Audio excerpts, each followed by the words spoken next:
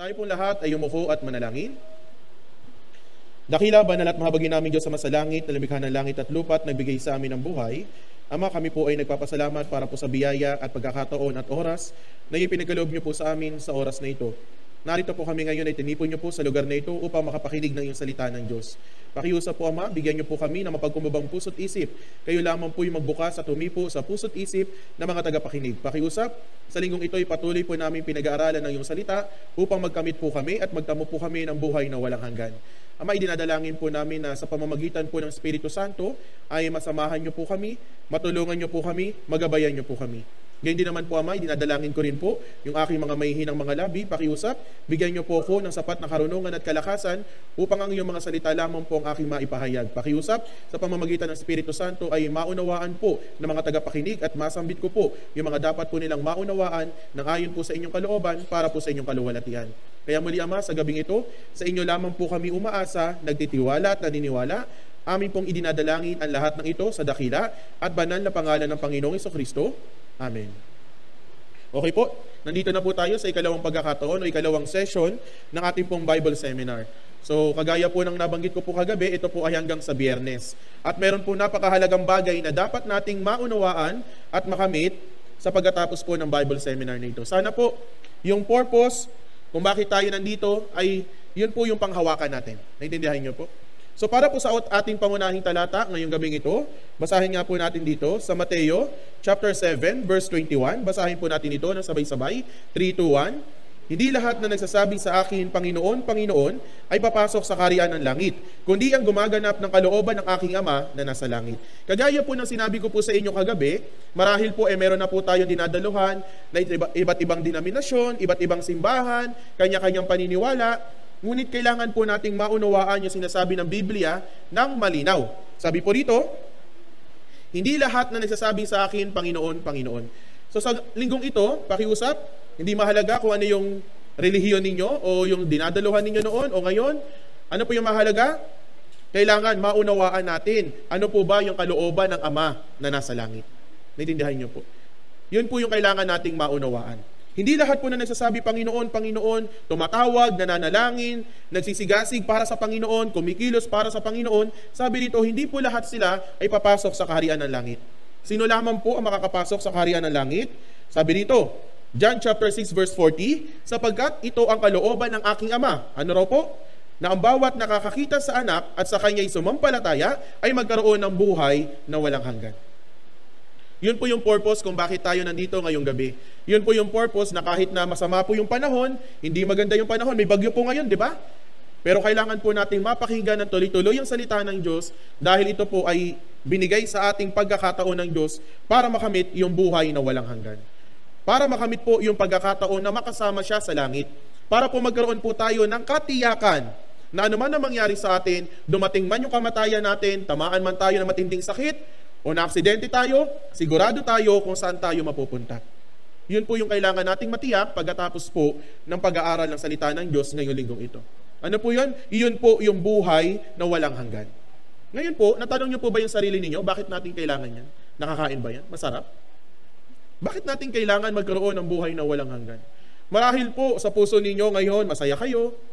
Pero tatanungin ko po kayo, yung kasiyahan ba na yan, palaging masaya? Yung iba naman dito, malungkot. Pero lagi po bang malungkot? Pabago-bago yung puso natin, tama po?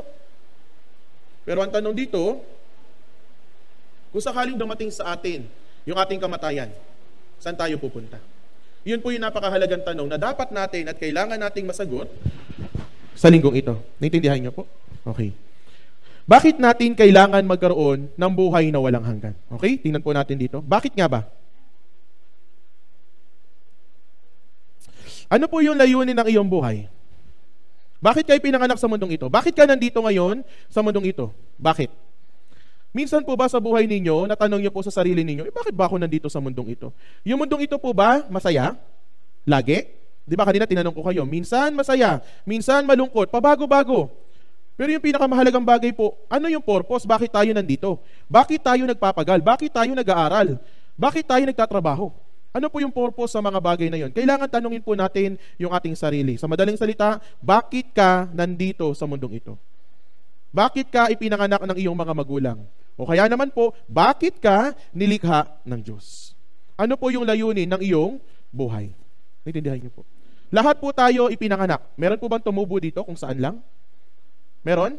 Lahat tayo ipinanganak ng ating mga magulang. Tama po? Pagkapanganak po sa atin ng ating mga magulang, kailangan ba natin agad magtrabaho? 2 years old, nagtatrabaho? 3 years old, kailangan? Hindi. Ano po yung pinakaunang bagay o ginagawa natin pagkapanganak sa atin? Play. Wala tayong alam gawin kundi maglaro lang. Kaya nga sabi ng mga nakatatanda, sana bata na lang ako. Wala akong iniintindi, wala akong problema. Tama po ba? 0 to 3 years old, naglalaro tayo, yun lang iniintindi natin. Tama? Yun yung pinaka-purpose natin. Yun lang yung lagi nating ginagawa. Ngunit, hindi ba tayo lalaki? Tatanda tayo. Tama? Habang lumalaki po tayo, ano yung gagawin natin? Kailangan nating mag-aral. Tama? Kailangan nating mag-aral. Kailangan nating matuto. Bakit kailangan nating matuto? Bakit kailangan nating mag-aral? Bakit kailangan nating pumasok? Papagalitan po ako ni nanay pag hindi ako nag-aral. Yan po ba? Sa mga estudyante dito, bakit po kayo nag-aaral? Alam niyo po yung purpose? Para maabot yung pangarap? Para makapagtapos? Pag nakapagtapos, anong next? Magtatrabaho. Tama. Bakit kailangan magtrabaho? Para kumita. May pera. Tama? Pag nakapagtrabaho na, kumikita na, anong next? Magpapamilya. Mag-aasawa. Tama po ba? Pagkatapos po magkapamilya, nagtatrabaho, kumikita, nag-asawa, anong next? Dumating ka ng 51 years old to 80 years old, anong next? Pagkatapos magtrabaho? Retirement. Magpapahinga na. Tama po ba? Sa mga retired dito, talaga bang nakapagpapahinga kayo? Ang dami pa rin gastusin, no? Ang dami pa rin sakit ng ulo, kulang yung pensyon, ang daming iniisip, ang daming bayarin, pasaway yung mga apo, pasaway yung anak. Ang dami pa rin iniisip. Ano po yung retirement? Sa atin po, iniisip natin yung retirement, pag re-retiro ay pahinga. Pero sa katunayan, sa mga retired na rito, o sa mga nagpaplanong mag-retiro na, makakapagpahinga kaya kayo? Sa mga retired na, nakakapagpahinga po ba kayo? Naintindihan niyo po? Isipin niyo po, yung mga nagre-retiro, sila yung kadalasang dinadapuan ng sakit. Tama po ba? Kasi hindi na ginagamit yung katawan eh. 'Di ba? Puro pahinga na lang, pahinga, isip ng isip, nai-stress, hindi makalabas ng bahay. Pag lumabas ka ng bahay, baka tamaan ng COVID. Napakaraming problema. Pagkatapos mong mag-retiro, anong mangyayari? O habang nasa retiro, anong mangyayari? Magkakasakit. Alam na alam niyo po, no? Kasi ito yung realidad ng buhay natin, magkakasakit. 'Di ba? Magkakasakit. Anong sakit? Diabetic, nanay. Diabetic na po kayo. High blood na po kayo. May cancer po kayo. Lahat na ng sakit, kinuha mo. Sana all. Diba? Pagkatapos po magkasakit, ano mangyari? Ano next? Bye-bye. Di kita malilimut. Yun yung kanta, di ba? Di kita malilimutan. Pero tatanungin ko po kayo, talaga bang hindi kayo makakalimutan ng mga mahal ninyo sa buhay? Pagkatapos po ng kamatayan natin, ito po yung masaklap na katotohanan. Ibuburol tayo ng 5 araw, 1 linggo, o matagal na 2 linggo. Magluluksa sila para sa atin. Iiyak sila para sa atin. Tama po ba? Pagkatapos, pagdating po ng ating libing, ililibing po tayo. Pagkalibing sa atin, after 1 week na, ano mangyari? Happy-happy na ulit sila. Nakalimutan na nilang namatay ka na. Tama po ba ako o tama? Tama. Yun yung problema. Di ba? Sila magpapatuloy sila sa buhay nila, sila patuloy silang magtatrabaho, patuloy silang mag-aaral, patuloy silang kikilos para sa kanilang pisikal na kinabukasan. Ngunit tayo, pag dumating sa atin yung kamatayan, ano naman yung susunod? Tapos na ba? Yun na ba yung buhay natin? Simula paglalaro hanggang kamatayan lang? Palagay niyo po, sa mga dumadalo rito. Pagkatapos ng kamatayan natin, anong next? Di ba? Hanggang dito lang ba tayo? Pagkatapos ng kamatayan, ano yung susunod na mundo? Sabi po natin mga Pilipino, kabilang buhay. Sabi po ng mga medyo sosyal na bansa, eternity. Tama. May susunod pang mundo, the next world, sabi nga natin. Sa kabilang buhay. Saan nyo yun gugugulin? Saan kayo magpapahinga sa kabilang buhay? O makapagpapahinga ba kayo sa kabilang buhay? Palagay nyo po. Di ba? Habang buhay po kayo, nakapaghanda po ba kayo para sa susunod na buhay, sa kabilang buhay? Isipin po natin, ano yung purpose? Bakit tayo nag-aaral? Bakit tayo pinanganak sa mundong ito? Kagaya po ng nabanggit ko po kagabi, bago po tayo umuwi. Ano po yun? Kailangan nating maipanganak na muli. Itong buhay na ito ay paghahanda para sa susunod na buhay. Naintindihan niyo po? Ngunit ano po yung ginagawa po natin? Saan tayo naghahanda? Ano yung pinagkakaabalahan natin? Saan natin ginugugol yung mas mahaba nating oras? Ito po, meron po tayong 24 hours a day. Tama? Yung pakikinig po natin ng salita ng Diyos ngayon, 2 hours at mahigit lamang. Isipin nyo po, yung mas mahabang oras, saan nyo po ginugugol? Para sa Diyos o para sa sarili? Isipin po natin, para kanino? Para kanino tayo nabubuhay? Para kanino tayo bumabangon? Para kanino tayo gumagawa? Isipin po natin yung bagay na yun. Di ba? Nag-aral, nagsikap, inabot yung pangarap, and then darating sa kamatayan. Sabi po rito ng Biblia, sa mga awit chapter 90 verse 10, ang mga taon ng aming buhay ay 70 taon, o kung malakas kami ay 80 taon. Ngunit ang mga ito'y hirap at kaguluhan lamang. Ang mga ito'y madaling lumipas at kami ay nawawala. Isipin nyo po, madali po ba mag-aral? Madali? Simple lang ba mag-aral? Magtrabaho, madali po ba sa mga nagtatrabaho? Madali? Pag nagretiro kayo, madali po ba magretiro? Maraming oras, pero walang pera. Tama? Buwan-buwan reklamo, ang liit ng pension ko. Next month, ang liit ng pension ko. Next month, nabuhay kayo sa ano? Ang liit ng pension ko. Doon po tayo umaasa. Tama? Isipin nyo po, mahirap mag-aral, mahirap magtrabaho, kumita, magkaroon ng pamilya. Pag nagretiro tayo, mahirap pa rin. Pag nagkasakit tayo, mas mahirap pa rin. Kaya sabi po ng Biblia, yung buhay natin ay pwedeng umabot ng 70. Kung malakas tayo, 80. Pero sabi po rito, yung buhay na yun ay hirap at kaguluhan lamang. Wala po tayong kapayapaang matatagpuan sa mundong ito. Madaling lumilipas at kami ay nawawala. Isipin nyo po, sa dami ng paghihirap natin, sa dami ng pagsisikap natin, abalang-abala tayo sa pag-abot sa pangarap natin, pero ang tanong ko po, lahat tayo darating po sa oras na ito, at pag dumating po tayo sa oras na to, mapapakinabangan nyo po ba lahat ng pinaghirapan ninyo? Sabi po na Ecclesiastes chapter 5 verse 15, kung paanong siya'y lumabas sa sinapupunan ng kanyang ina, gayon siya muling aalis. Hubad siyang dumating, wala siyang madadalang anuman mula sa kanyang pagpapagod. Nagpagod ka, naghirap ka, nagkasakit ka, para kumita ng pera, para yumaman, para maabot yung pangarap mo. At sabi po ng Biblia, at ito po yung masaklap na katotohanan, wala kang madadala sa iyong pagpapagod. Hubad kang dumating, hubad kang aalis. Ngayon, para saan yung buhay mo? Ano yung purpose? Diba? Magkaroon po tayo ng pagkakataon na suriin yung ating sarili, tanungin yung ating sarili, bakit ba ako nabubuhay? Naintindihan niyo po. Ito po yung isa pang masaklap na katotohanan. Ito po yung masaklap. 5 years old, pwedeng mamatay o hindi? 6 years old, 10 years old, 12 years old, habang nag-aaral ka, habang nagsisikap kang maabot yung pangarap mo, pwede ka mamatay o hindi? Pwede. Maging bata, matanda, maganda, hindi maganda, mayaman, mahirap. Nandito po tayo sa loob ng kamatayan. Anytime pwede tayong kunin ng tinatawag na kamatayan. Anytime haharap tayo sa kamatayan na yun. Habang abala ka sa pagharap mo, pag-abot mo sa pangarap mo, bigla ka namatay. Ano yung pinagkaabalahan mo? Nag-ipon ka para sa pamilya mo, paano halimbawa, biglang namatay yung anak mo. Para saan yung inipon mo? Para saan yung paghihirap mo, yung pagtatrabaho mo, lahat ng mga bagay na to, para saan? Ninindihan niyo po. Anytime pwede po tayo mamatay.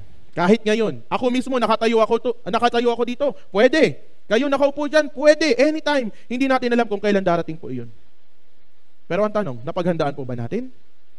Ready na po ba pag dumating sa atin yung oras na yon, yung araw na yon? Sabi po na Santiago chapter 4 verse 14, kayo nga'y isang singaw na sa sandaling panahon ay lumilitaw at pagkatapos ay naglalaho. Tayo po yung singaw. Alam niyo po yung singaw? Biglang usok, biglang wala. Nakuha niyo po. Hindi natin alam kung bakit nawala. Isang kisap mata. At sa may bandang taas po, ano sabi dito? Gayon man ay hindi ninyo nalalaman kung anong magaganap bukas. Hindi natin alam kung anong mangyayari mamaya. Hindi natin alam kung ano yung mangyayari bukas sa susunod na araw. Hindi natin alam. Wala pong makakaalam. At walang nakakaalam. Pero ang tanong po, napaghandaan nyo na po ba yung bagay na to? Diba? Kilala nyo po ito? Henry C. Sino po si Henry C? Siya po yung may-ari ng SM.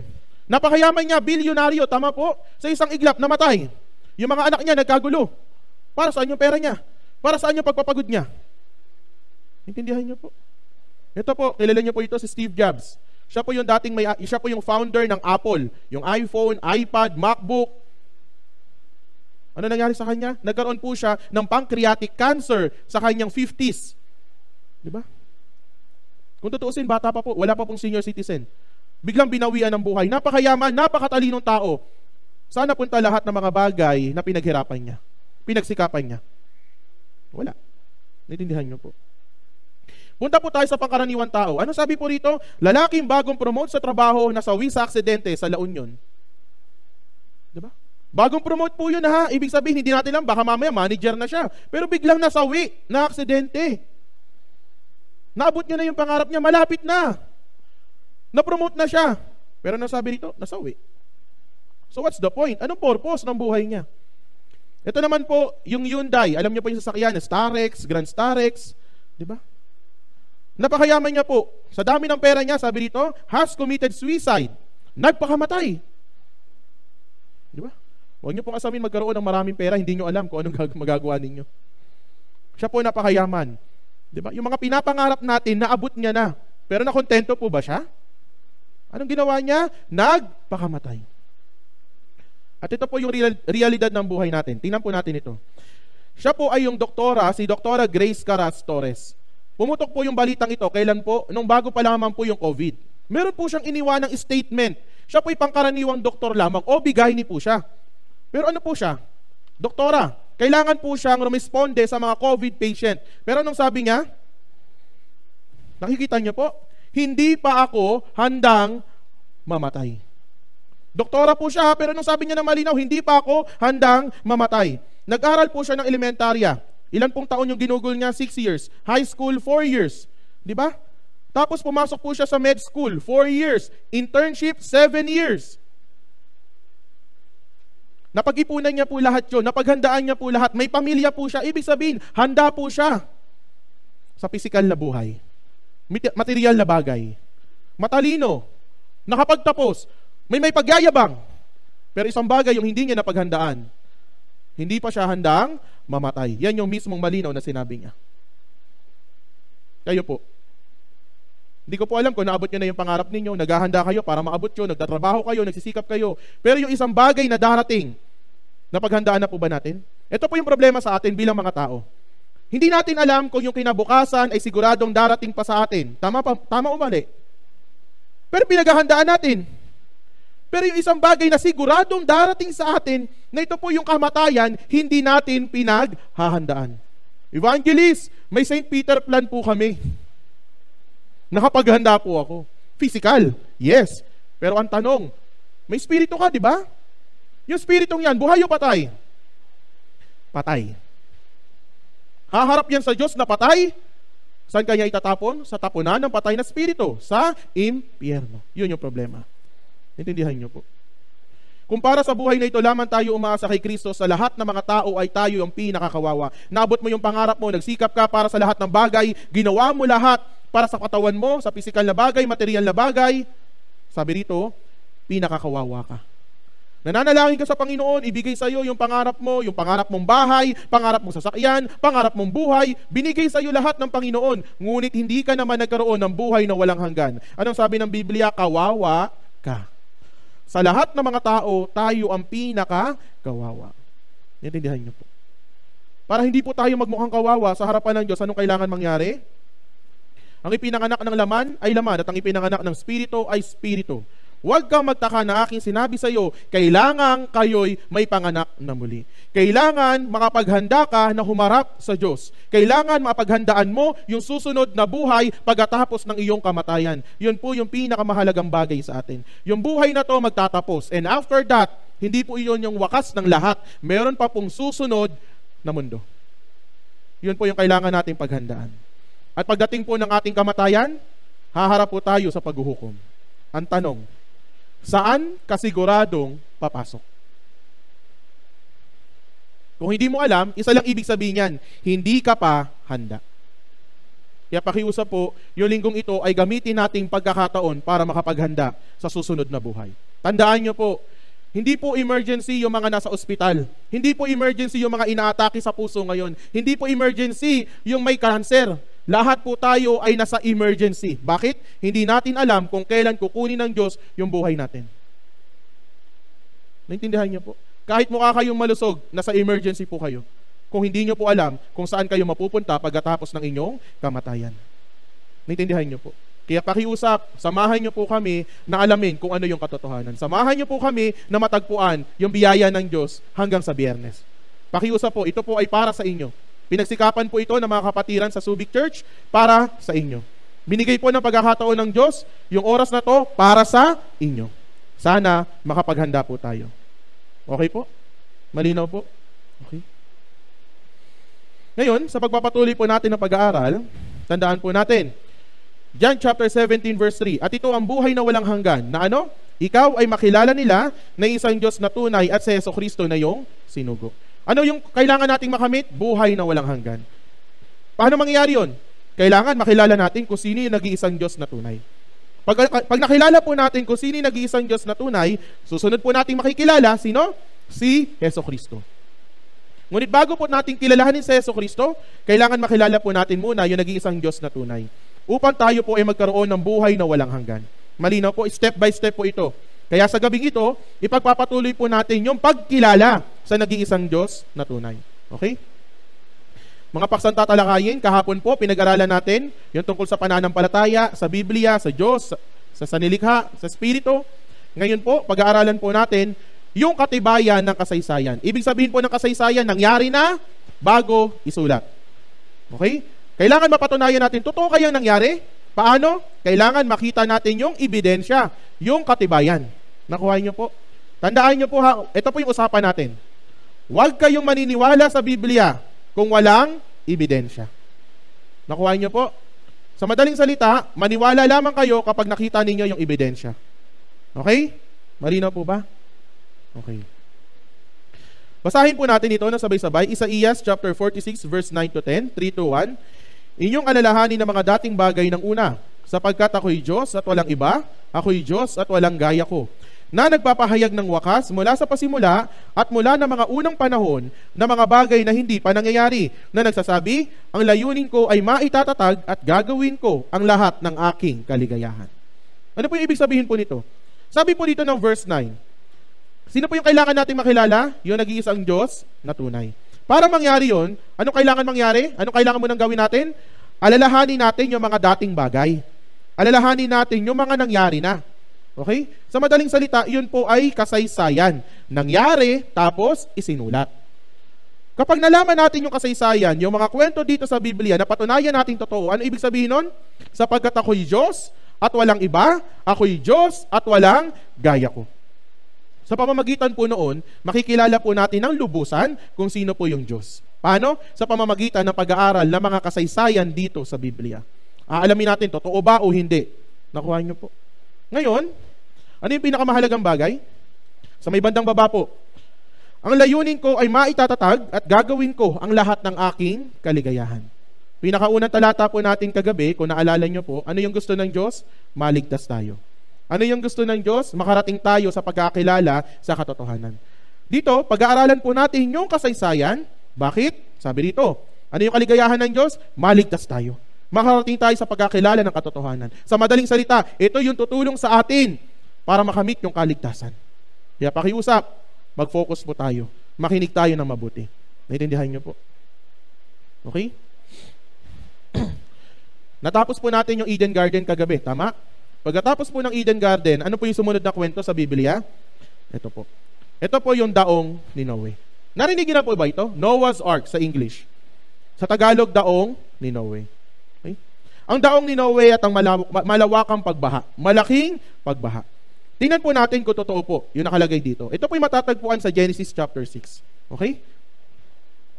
Sa Genesis chapter 5, pagkatapos po magkasala ni Adan, nagkaanak po siya. Sabi po dito, nabuhay si Adan ng 130 taon at nagkaanak ng isang lalaki na kanyang wangis ayon sa kanyang larawan. Pagkatapos po magkasala ni Adan, kinain niya po yung bunga ng pagkakakilala ng mabuti at masama, namatay yung kanyang spirito. Naalala niyo po yung kagabi? Namatay yung kanyang spirito, kaya lahat ng taong ipinanganak sa mundong ito ay patay ang spirito. Ngayon, nagkaanak po siya. Ano po yung anak niya? Ayon sa kanyang larawan, ayon sa wangis ni Adan. Ano po yung wangis ni Adan? Buhay ang katawan, ang problema, patay ang espiritu. Kaya yung mga anak niya, nagkaroon din po ng mga anak. Ibig sabihin, dumami yung salinlahi ni Adan. Dumami sila sa lupa. Ito yung problema. Ano yung ginagawa ng mga patayang espiritu? Kasalanan. Sabi dito, dumating sa lahat ng mga tao ang kamatayan sapagkat ang lahat ay nagkasala. Ngayon, ano nangyari? Dumami yung mga patay ng espiritu. Dumami yung mga taong patay ang espiritu. Kaya ano? Napuno ng pag-ibig yung mundo? Napuno ng kaligayahan yung mundo? Hindi po. Sabi rito, at naging masama ang daigdig sa harapan ng Diyos at ang lupa ay napuno ng karahasan. Nagsama-sama yung mga patay ang espiritu, nagtipon-tipon sila. Palagay nyo ba nagmamahalan sila? Ano? Anong gagawin nila? Patayan. Diba? Anong gagawin nila? Puro kasalanan. Kaya sabi ng Diyos, naging masama yung daigdig sa harapan ng Diyos. Yung lupa napuno ng karahasan. Napuno ng kasamaan, napuno ng kasalanan. Bakit? Napuno kasi ng mga taong patay ang espiritu. Kaya ano po yung napagpasyahan ng Diyos? Ano yung naging desisyon ng Diyos? Genesis chapter 6 verse 7 to 8, sabi niya, lilipulin ko ang tao na aking nilalang sa ibabaw ng lupa. Ang tao, hayop, mga gumagapang at ang mga ibon sa himpapawid. Ano po sabi rito? Lilipulin. Sa ibang salita, papatayin. Tutugisin. Uubusin. Naintindihan niyo po? God is love. Sabi natin, God is love. All the time. All the time, God is good. Dito po, God is good. Papatayin niya yung mga tao. Uubusin niya yung mga inilalang sa ibabaw ng lupa, yung tao, hayop, gumagapang, ibon sa himpapawid. Ano naramdaman ng Diyos? Sapagkat ako'y nalulungkot na nilalang ko sila.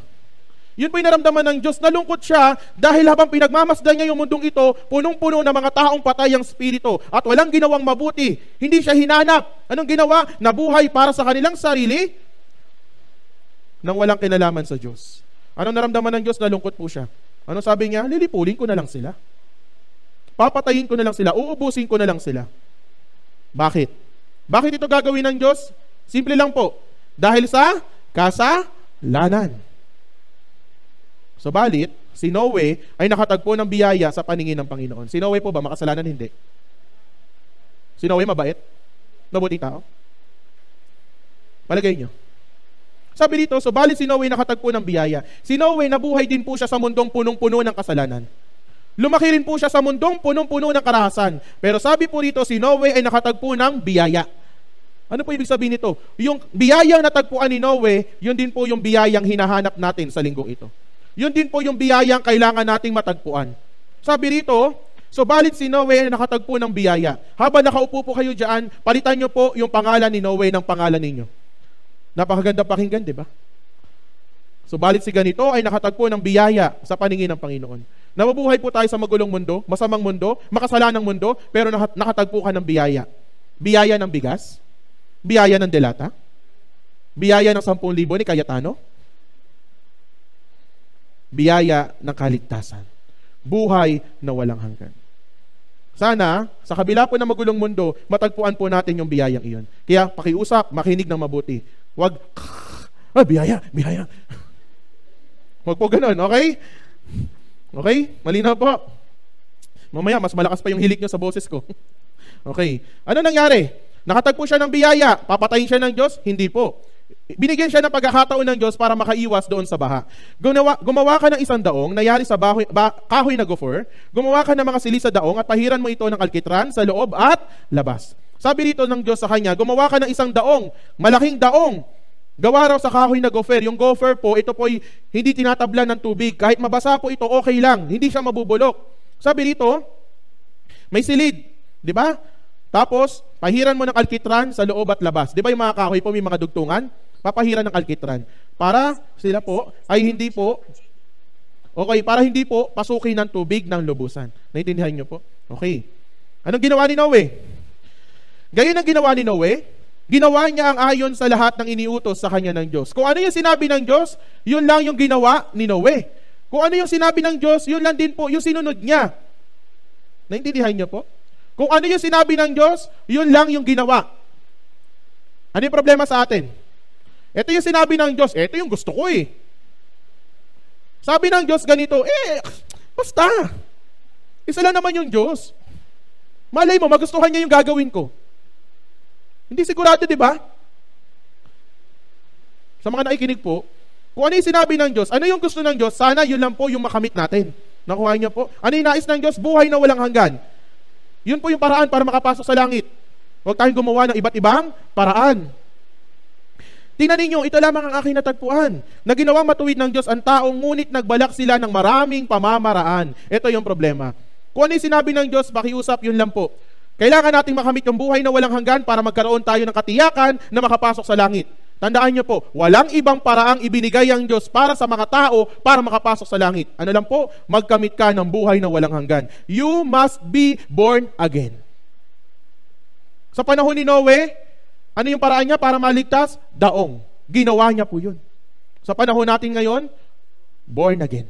Buhay na walang hanggan. Sana makamit natin yun. Naintindihan niyo po? Ano nangyari? Ginawa ni Noe yung daong. Mahigit 100 taon. Tapos, dumating yung baha, umulan. Di ba? Ano sabi nila? Umuulan, di ba? Sabi nila, Noe, papasok! Pagbuksan mo kami ng pinto, malulunod kami, mamamatay kami. Di ba? Basang-basa kami, nalulunod na kami sa baha. Tulungan mo kami. Di ba? Ang tagal ng panahon, ang haba ng pagkakataong ibinigay sa kanila, nakikita nila si Noe, ginagawa yung daong, hindi sila pumasok. Hindi sila nakiisa, hindi sila tumulong, hindi nila inunawa kung bakit may daong. Pero nung dumating yung ulan, bumaha, doon sila nagising. Naintindihan niyo po? Sila'y sumakay sa daong kasama si Noe. Si Noe sumakay ng daong. Dala-dalawa ang lahat ng hayop na may hininga ng buhay. Buti pa yung mga hayop sumakay sa daong. Nakinig kay Noe. Sabi dito, verse 16. Ang mga sumakay ay lalaki at babae ng lahat ng laman. Pumasok sila gaya ng iniutos sa kanya ng Diyos. Kung ano yung iniutos ng Diyos, yun yung nangyari. Yun yung ginawa nila. Gaya ng iniutos ng Diyos. At anong sabi po rito sa may bandang baba? At siya'y ikinulong ng Panginoon sa loob. Sino yung nagsarado ng pinto? Yung Panginoon. Ang Panginoon yung nagkulong sa kanila sa loob. Yung Panginoon yung nagsara. Pwede bang buksan ni Noe? Si Noe po, may mga mahal siya sa buhay na naiwan. Si Noe, may mga kapamilya siya na naiwan doon sa baha. Siyempre, anong puso ni Noe? Gusto niya silang tulungan ng problema ito. Hindi naman siya yung nagsara ng pinto. Yung Panginoon yung nagsara ng pinto, tanging Panginoon na makapagbubukas ng pinto. Sa oras natin ngayon, ang Panginoon yung nagbigay ng pagkakataon. Maaring 1 beses lang yung dumating sa inyo. Ang Panginoon din po yung babawi ng pagkakataon. Naintindihan niyo po? Yung Panginoon yung nagbigay ng buhay natin, siya lang din po yung babawi ng buhay natin. Anong kailangan mangyari? Maging handa ka. Nakuha niyo po. Dito, sumigaw sila, umiyak sila, tumangi sila, nagmakaawa sila. May magagawa pa po ba? Wala na. Tapos na. Umapaw ang lahat ng bukal mula sa malaking kalaliman at ang mga bintana ng langit ay nabuksan. Umulan sa ibabaw ng lupa sa loob ng 40 araw at 40 gabi. Diba? Narinig ko po, yung sa may bayan daw po dati, bumabaha daw doon. Nakita ko po yung creek, umaapaw daw po yun. Ngayon, ang lakas ng ulan, tuloy-tuloy, wag naman sana, no? Diba? Pero sa kanila, umulan, 40 days, 40 nights, syempre babaha. Nakuha niyo po din ano nangyari? Nangyari yung sinabi ng Panginoon. Namatay ang bawat may buhay na nasa ibabaw ng lupa. Ang tao, hayop, gumagapang, at ang mga ibon sa himpapawid. Sila'y nalipol sa lupa. Namatay silang lahat, gumagapang. Yung mga tao, yung mga hayop. Sino nakaligtas? Tanging si Noe at ang mga kasama niya. Bakit? Natagpuan nila yung biyaya. Tunay na biyaya. Tunay na pag-ibig ng Diyos. Nakuha niyo po. Kaya sila nakaligtas. Kaya sabi dito, mga awit chapter 99 verse 8, O Panginoon naming Diyos, sinagot mo sila. Ikaw ay Diyos na mapagpatawad sa kanila. Yes po, yung Diyos, handa po siya magpatawad. Ngunit kung hindi ka naman lalapit, magpapakumbaba, sabi dito, ngunit isang tagapagiganti sa mga maling gawa nila. Nakita po natin yan kagabi. Si Adan, nagkamali, nagkasala. May parusa? Wala. Napakatindi ng parusa. Namatay yung kanyang spirito. Nagkasala sila, may parusa? Wala. Yun, naintindihan niyo po. Di ba? Nang 17 araw na 7 buwan, sumadsad ang daong sa ibabaw ng mga bundok ng Ararat. Yun po yung nangyari sa kwento nung panahon ni Noe. Ang tanong, totoo kaya ito? Nakakatakot, di ba? Kung iisipin natin, nakakatakot Pero totoo po kaya ito? Talaga bang ginawa ng Diyos na patayin yung mga tao sa lupa? Grabe naman, kalunos-lunos naman yun kung ganun. Ang tingin lang kasi natin, ang Diyos ay pag-ibig. Dapat nating maunawaan yung isa pang katangian ng Diyos. Ang Diyos po ay hukom na matuwid. Naintindihan niyo po? Sa harapan ng Diyos, pag may kasalanan, hindi pwedeng walang parusa. Nakuha niyo po. Kaya dito, tingnan natin, totoo kaya? Ang daong ni Noe at ang malaking baha. Una po, para mapatunayan natin, sagutin natin yung 5 katanungang ito. Meron ba talaga mga bundok ng Ararat? Tingnan po natin. Ito po yung Turkey. So, nakikita nyo po, di ba? Turkey. Sa may bandang kanan ninyo, may triangle pong pula. So, dyan po yung lokasyon nung mga bundok ng Ararat. Ano po sabi ron? Mga bundok ng Ararat. Sa Pampanga, may bundok ng Arayat. Oh, alam na alam. Sorry. Galit Ararat. Hindi po ratatat, ha? Hindi tarara. Mamaya mapakanta kayo. Boom. Ano po yan? Mga bundok ng, ano sabi dito? Mga bundok. Mga. Pag mga, isa lang? Marami. 2 or more. Bakit mga? Sumadsad ang daong sa ibabaw ng mga bundok ng Ararat. Bakit po mga? Yung bundok po ng Ararat, dalawa yung kanyang taluktok. Yung summit niya dalawa. Isang maliit, isang malaki. Nakuha niyo po? So nakita natin, may bundok ng Ararat. Anong next? Pangalawang tanong. Matatagpuan ba talaga ang daong ni Noe sa bundok ng Ararat? Tingnan natin. Nandun kaya? Okay. Ito po si Fernand Navarra. Noong 1950s, inakyat po niya ito during summer. Kasama niya po yung anak niyang si Rafael. Tingnan natin, anong natagpuan niya doon po sa may mataas na bundok ng Ararat. Panoorin po natin.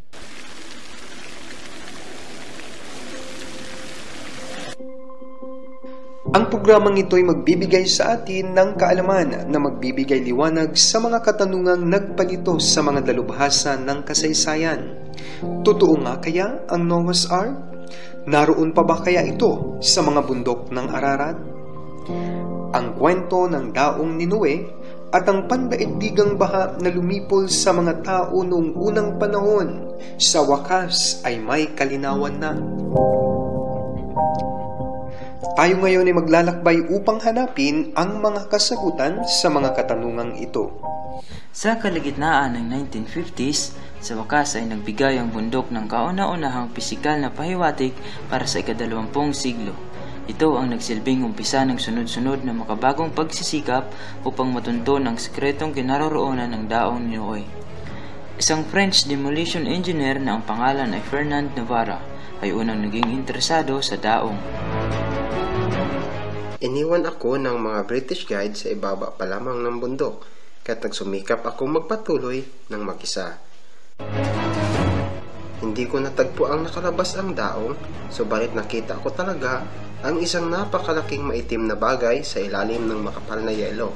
Alam kong kailangan kong bumalik upang tuklasin kung ano iyon. Bumalik nga siya noong July 1955 kasama ang kanyang binatang anak na si Rafael. Ang nakikita natin ngayon dito ay ang aktwal at tunay na pangyayaring kinuna ni Fernand Navarra at ng kanyang anak sa kasagsagan ng kanilang paglalakbay. Noong 1955 ay mas mainit na taon at natutunaw ang mga yelo. Alam ko na kung may pagkakataon akong maabot ang daong, ay ito na iyon. Si Rafael ang unang nakakita ng isang bagay. Maingat na ibinaba ni Navarra ang kanyang sarili sa ilalim ng isang matarik na bitak na nasa taas na 13,500 talampakan. Ang kahoy ay madaling makita, ngunit ito'y matigas na nakabaon sa yelo. Pumutol si Navarra mula sa yelo ng 5 talampakan na mahabang piraso ng kahoy. Pinangarap ko ang sandaling ito. Ako at si Rafael ay tuwang-tuwa na para bang Pasko. Isang maipagmamalaking sandali at katuparan ng inaasam-asam na kahilingan. Pero ito ba'y talagang kahoy na mula sa daong ni Noe? Napag-alaman na ang kahoy na natagpuan ni Navarra ay hindi tumutubo sa bundok ng Ararat. Sa katunayan ay walang kagubatan sa loob ng 300 milyang nakapalibot sa bundok. Si Navarra mismo ang nagpasuri sa kahoy sa 3 magkakaibang laboratorio at ipinaalam sa kanya na ang kahoy na ito ay halos 5,000 taon na ang tanda, maliwanag na sumasang-ayon sa bahang isinasalaysay ng Biblia. Yung daong po, nakita nila hindi? Nakita, 'di ba? Nakita po nila. So nakakuha po si Navarra nung kahoy na mula po doon sa daong. Okay? Ngayon, noong 2010 may umukyat po doon ng mga Hong Kong evangelists. Yung mga Hong Kong evangelists na ito, So medyo mas malakas yung loob nila, pinasok po mismo nila yung daong. So nakakuha po sila ng mga katibayan. Yung mga kahoy, so yung materialis mismo na ginamit doon sa daong, napatunayan po nila. Okay? Ganyan din po yung mga pinapakain nila Noe noon sa mga hayop, nakakuha din po sila ng mga sample. Okay? So dito, matatagpuan ba talaga yung daong ni Noe sa bundok ng Ararat? Natagpuan po ba? Hindi. Natagpuan. Okay. So munod na tanong. Sa dami ng hayop, magkakasya ba lahat ng pares ng hayop doon sa daong? Palagay nyo po.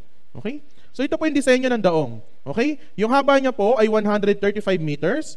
So yung lapad niya ay 22.5 meters. Yung taas niya po ay 13.5 meters. Meron po siya mga bintana, may bubong. Ito po ay yari sa kahoy na gopher at nababalutan ng alkitran sa loob at labas, kagaya po ng iniutos ng Diyos ni Noe, kay Noe. Okay? Dito, meron po itong tatlong palapag. Okay? Kung nahihirapan po kayong isipin, gaano kahaba yung 135? Gaano kalapad? Gaano kataas?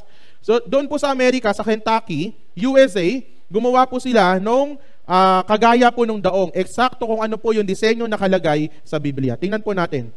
Ito po yung itsura.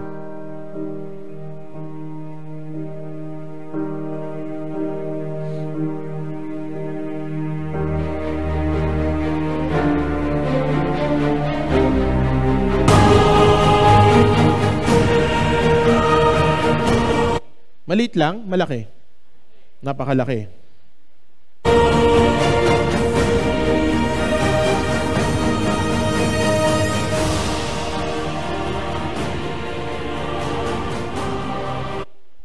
Diba? So bakit po, paano po magkakasya yung mga hayop doon? Okay, sa dami ng hayop. Sabi po ng Genesis chapter 6 verse 19 to 20, malinaw po yung pagbabanggit ng Panginoon ng instruction. Sabi po dito, bawat uri, kanilang uri, kanya-kanyang uri, bawat uri. Sabi po ng Diyos kay Noe na isasakay niya po doon sa daong. Paano magkakasya yung mga hayop?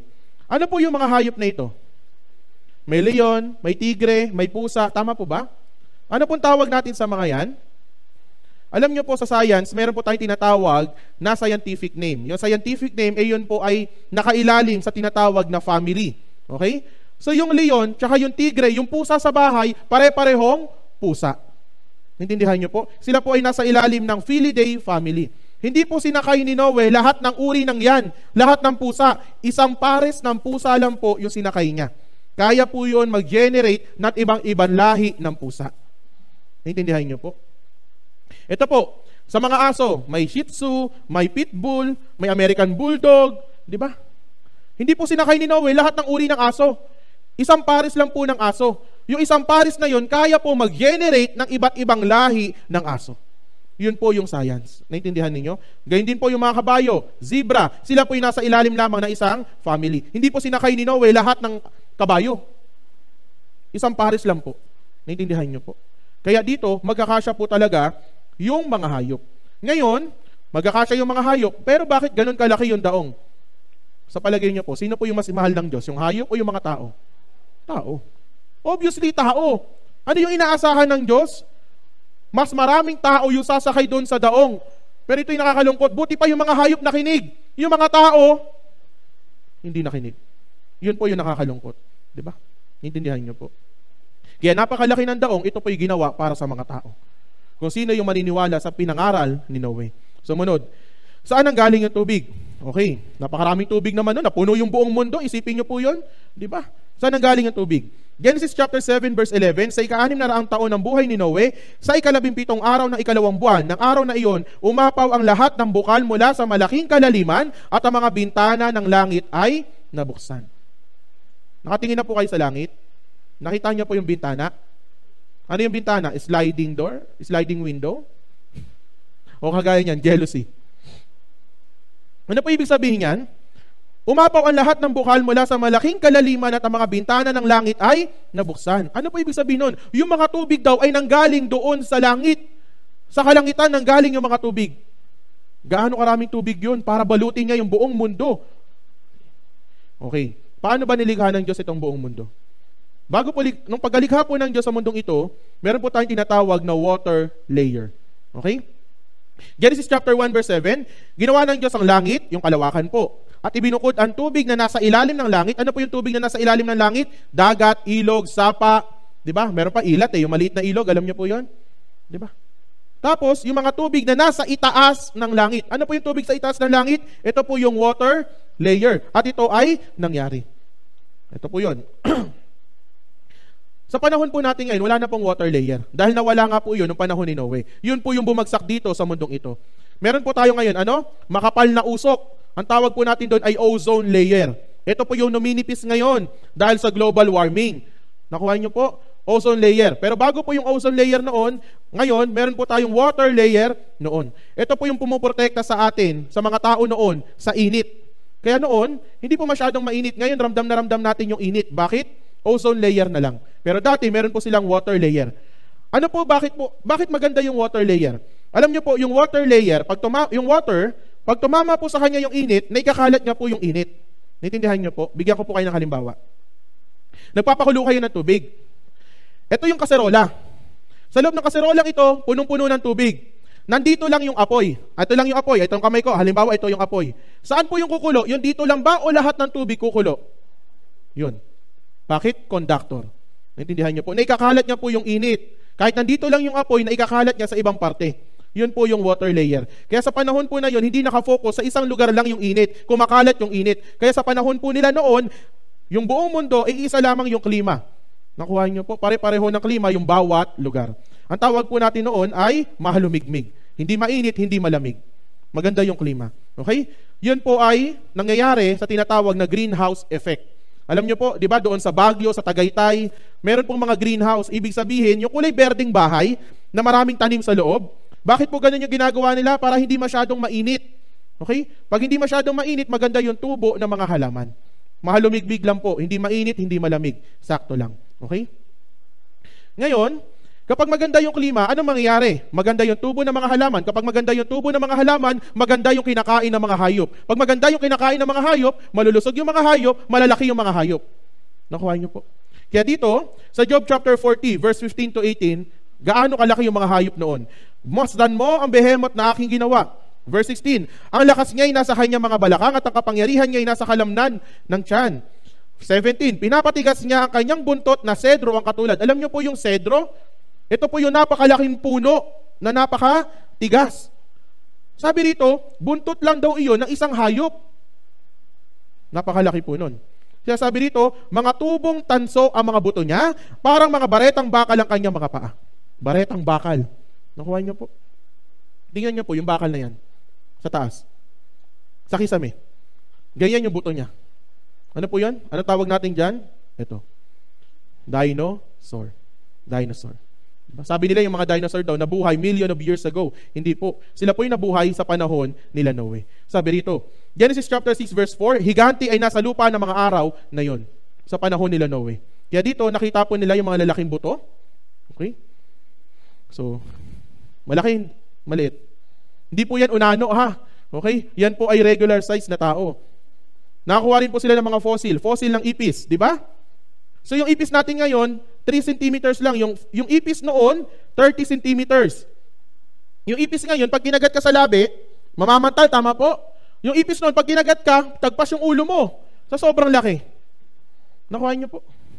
Fossil po ng buhaya, 15 meters. Kilala niyo po si Lolong? Yung nahuling napakalaking buhaya, gaano po siya kahaba? 6 meters lang. Pero yung mga buhaya noon, sa panahon nila Noe, 15 meters. Noong January po, may nakuha po sila sa United Kingdom. Ito po, fossil din po ng napakalaking buhaya. Okay? Butterfly fossil, 56 centimeters. Yung paru-paro natin ngayon, ganun lang, di ba? Tama po. Pag hinuli mo raw yung paru-paro, tatalsikan ka ng pulbos. Sabi nila, di ba? Pag tinalsikan ka ng pulbos ng mga paru-paro noon, di ka na may kilala. Nakuha niyo po. Hindi lang mukha mo yung mawawala, buong pagkatao mo mawawala. Okay? Dragonfly, alam niyo po yung totobi? Di ba? May mga totobi ba rito? Di ba? Yung maliliit, di ba? Hinuhuli. Yung mga totobi noon, 100 centimeters, 1 metro, ikaw yung uhulihin. Yan po yung mga fossil. Ito po yung mga fossil pang iba, yung bakas ng paa ng mga sinaunang tao. At nakakita po sila bakas ng paa, kasabay po ng bakas ng paa ng mga malalaking hayop. Ito pa po. Nakikita niyo po, di ba? Ito po, buto po sa hita, sa legs. Di ba? Buto, yung buto ng legs, mas kasing laki ng tao. Nakuha niyo po, di ba? Ito po yung mga bakas na malalaking tao noon. Siyempre, ang lalaki ng hayop, tapos yung mga tao maliliit, hindi po. Malalaki din po yung mga tao. Sabi ng Biblia kanina, di ba, yung mga higante ay nasa lupa ng mga araw na yun. Okay? Yan po yung katibayan na magpapatunay na totoo noon yung daong ni Noe. Sumunod po, ito po yung Uyuni Bolivian Salt Desert. Hindi po ito snow. Okay? Yan po ay disyerto ng asin. Saan po ba nakakuha ng asin? Sa dagat. Anong ginagawa? Tubig dagat, patutuyuin sa araw. Di ba? Pag natuyo po yun, magiging asin. Ipunin ulit, hanggang sa matuyo, dumami na dumami yung asin. Pero ito po, yung mga asin na ito, wala sa dagat, nasa bundok. Paano po yan napunta dyan? Di ba? Dahil inapawan noon ng tubig itong buong mundo. Nakuha niyo po. So nakikita niyo po, malayo po yung Uyuni doon sa dagat. Okay? Sa panahon din po ni Noe, nagsimula pong umiksi yung buhay ng mga tao. Okay? So si Adan po, nabuhay siya 930 years. Si Methuselah, 969. Si Noe, 950. Ngunit pagkatapos po ng pagbaha, umiksi po yung mga buhay nila. Si Abraham, 175. Si Moses, 120. Si David, 70 years old na lang po. Hanggang sa makarating po sa panahon natin ngayon. Maiksi na lang. Bakit? Hindi na po maganda yung klima. Hindi maganda yung panahon. Ang init-init sa umaga, pagdating ng hapon, uulan. Ang umuulan sa umaga, pagdating ng hapon, ang init-init. Bakit po? Diba? Dahil wala na po yung water layer, ozone layer. May global warming pa. Sirang-sira na po yung klima natin. Saan ang galing yung tubig? Diba? Sa mga dagat, sa mga ilog, at gayon din po, meron pong water layer. Saan naman napunta yung tubig? Okay, tingnan po natin. Ito po yung Grand Canyon sa Amerika. So, ito po yung mga labi. Nakikita nyo po, di ba? Yung tubig niya po, kakaunti lamang. Nakikita nyo po yung tubig na dumadaling sa kanya, kakaunti. Pero bakit yung bakas ng tubig, napakalaki? Habang umuhupa po noon, yung tubig baha sa panahon ni Noe, dyan po dumaan. Natry nyo na pong magbuhos ng tubig sa lupa? Natry nyo na po? Di ba? So, gaganon po yung lupa, bubuka po yun, tapos maghahanap po yung tubig ng dadaanan. Yun po yung nangyari sa Grand Canyon. Nakuha niyo po. Habang umuhupa yung tubig. Okay? Kanya tinipon ng mga tubig ng dagat na gaya ng isang bunton. Saan napunta yung mga tubig? Napakaraming tubig. Bakit ngayon wala na? Di ba? Humupa. Paano humupa? At saan napunta nung pagkahupa? Sabi rito, gaya ng sabi yung tubig ng dagat na gaya ng isang bunton. Alam niyo po yung bunton? Di ba patong-patong? Kaya niyo po bang pagpatong-patongin yung tubig? Kaya po? Kaya hindi? May freezer kayo sa bahay? Yung tubig, lagay niyo sa plastic yellow, tapos, pasok sa freezer. Plastic yellow, buhusan ng tubig, pasok sa freezer. Di ba patong-patong? Nakuha niyo po? Paano mapagpapatong-patong yung tubig? Paano magiging bunton? Yan po yung nasa North Pole at South Pole. Ang tawag po dyan, iceberg. Malalaking tipak ng yelo. Hindi po yan kasing laki ng tao. Yan po ay kasing laki ng mga gusali doon sa Makati, sa New York. Malalaki po yan.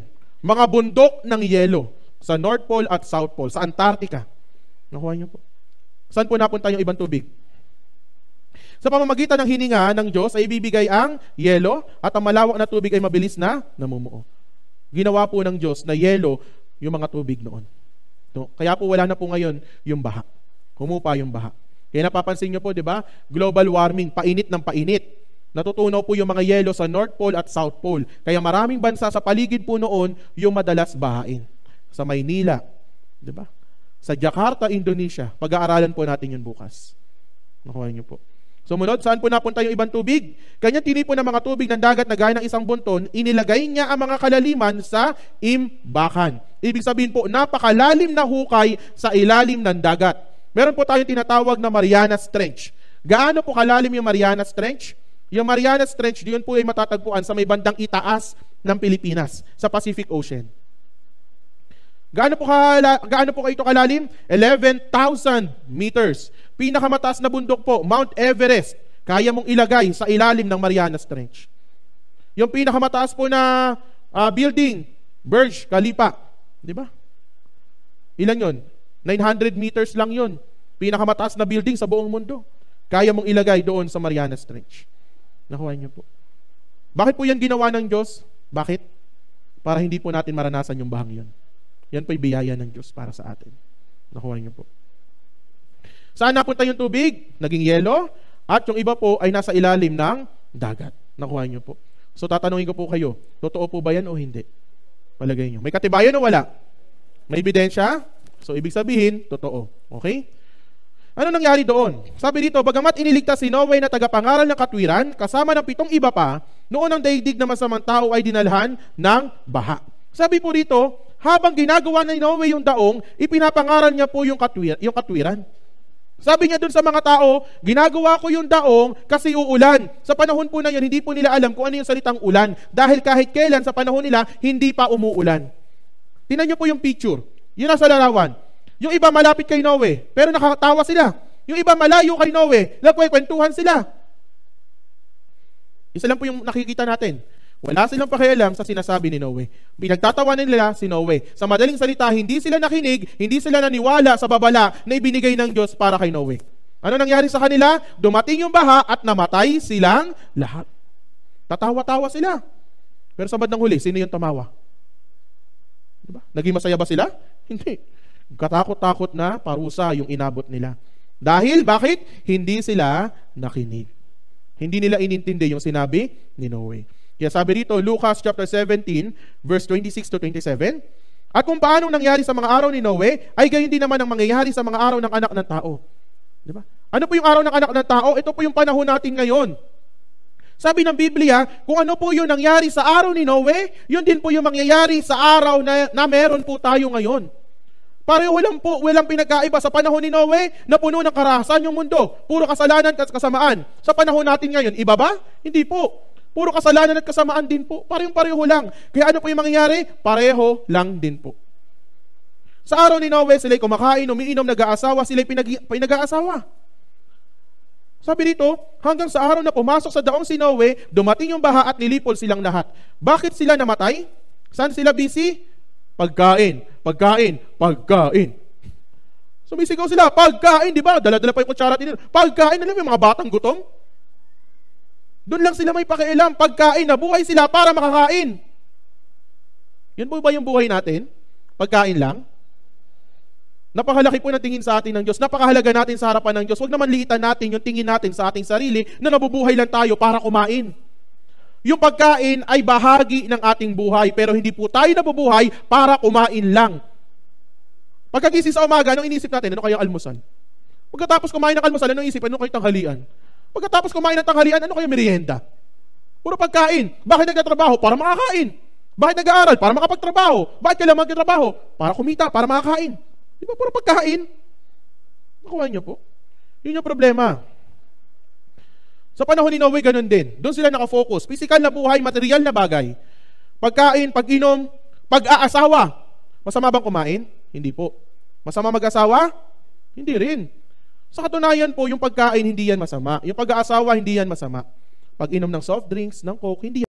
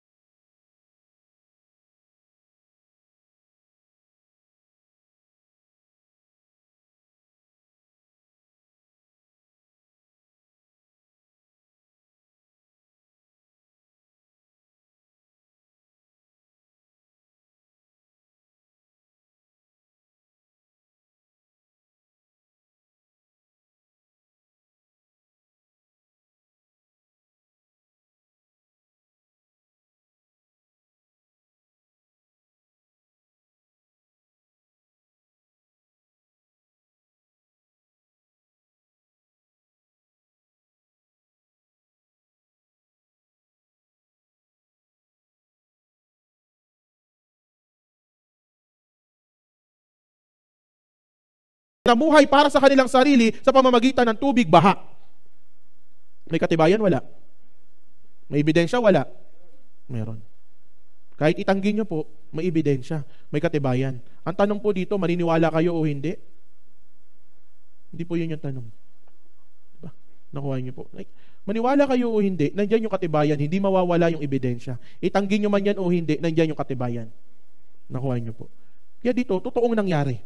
Kaya pagdating ng verse 7, ngunit sa pamamagitan ng gayon ding salita, ang kasalukuyang langit at lupa, ito po yung panahon natin ngayon, hindi po tubig, hindi tayo papatayin, hindi tayo hahatulan, o darating sa paghuhukom sa pamamagitan ng tubig. Ano po? Apoy. Walang makaliligtas sa apoy. Sa panahon na yon, may nakaligtas. Sa apoy po, may makakaligtas? Wala. Naintindihan niyo po? Sa panahon ni Noe, bumaha ng tubig.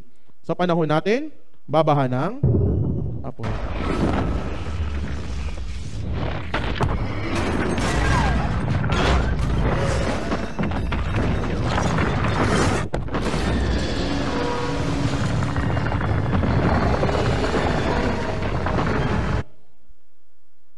Saan ka abutin pag dumating yan? Di ba? Makakatakas ka? Hindi. Wala po makakatakas dyan. Estimated global nuclear warhead inventories as of 2002. Sa Amerika po, meron po silang 5,400 nuclear weapon. United Kingdom, 225. Russia, 5,977 nuclear warhead. That's why, di ba? Sinusugod po nila yung Ukraine, pero walang nakikialam sa takot nila sa nuklear. Di ba? North Korea, 20. China, 350. Isipin nyo po, pag nagpalipad yung Amerika, papuntang Russia, hindi sila gaganti? Gaganti po yan. Nakuha nyo po. Pag sumabog po yung isa sa Amerika, dahil maraming armas nuklear, sasabog na rin po yung iba. Magliliparan yung iba, mapupunta sa iba't ibang bansa. Yung iba't ibang bansa, hindi gaganti? Gaganti po yan. Nandiyan yung North Korea, China. Magkakamping bansa po yung mga yan. Amerika, United Kingdom. Magkakampi po yan.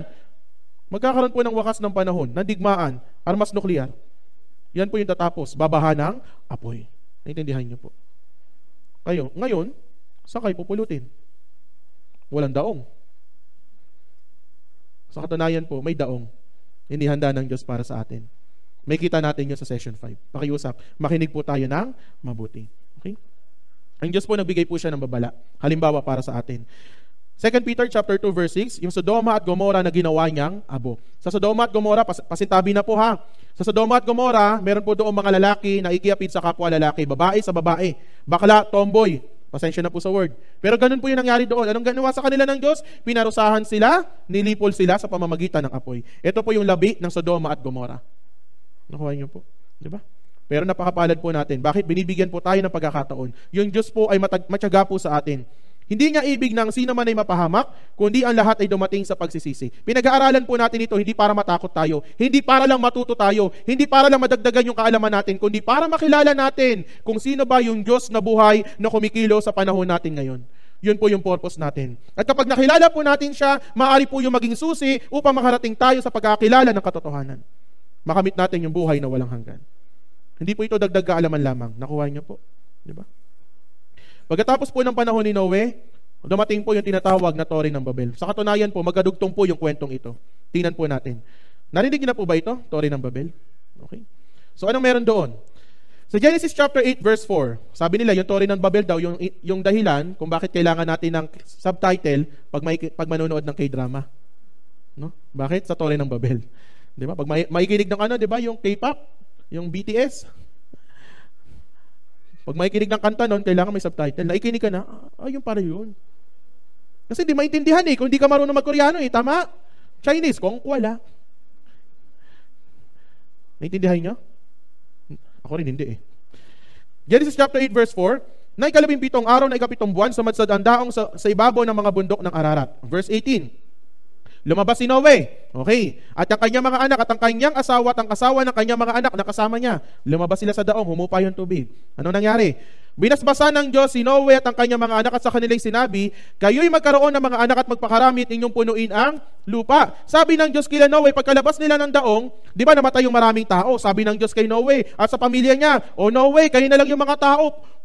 Dumami kayo, kumalat kayo, punuin ninyo yung buong lupa. Yun po yung utos ng Diyos sa kanila. Nakuha niyo po? Sinabi sa kanila ng Diyos.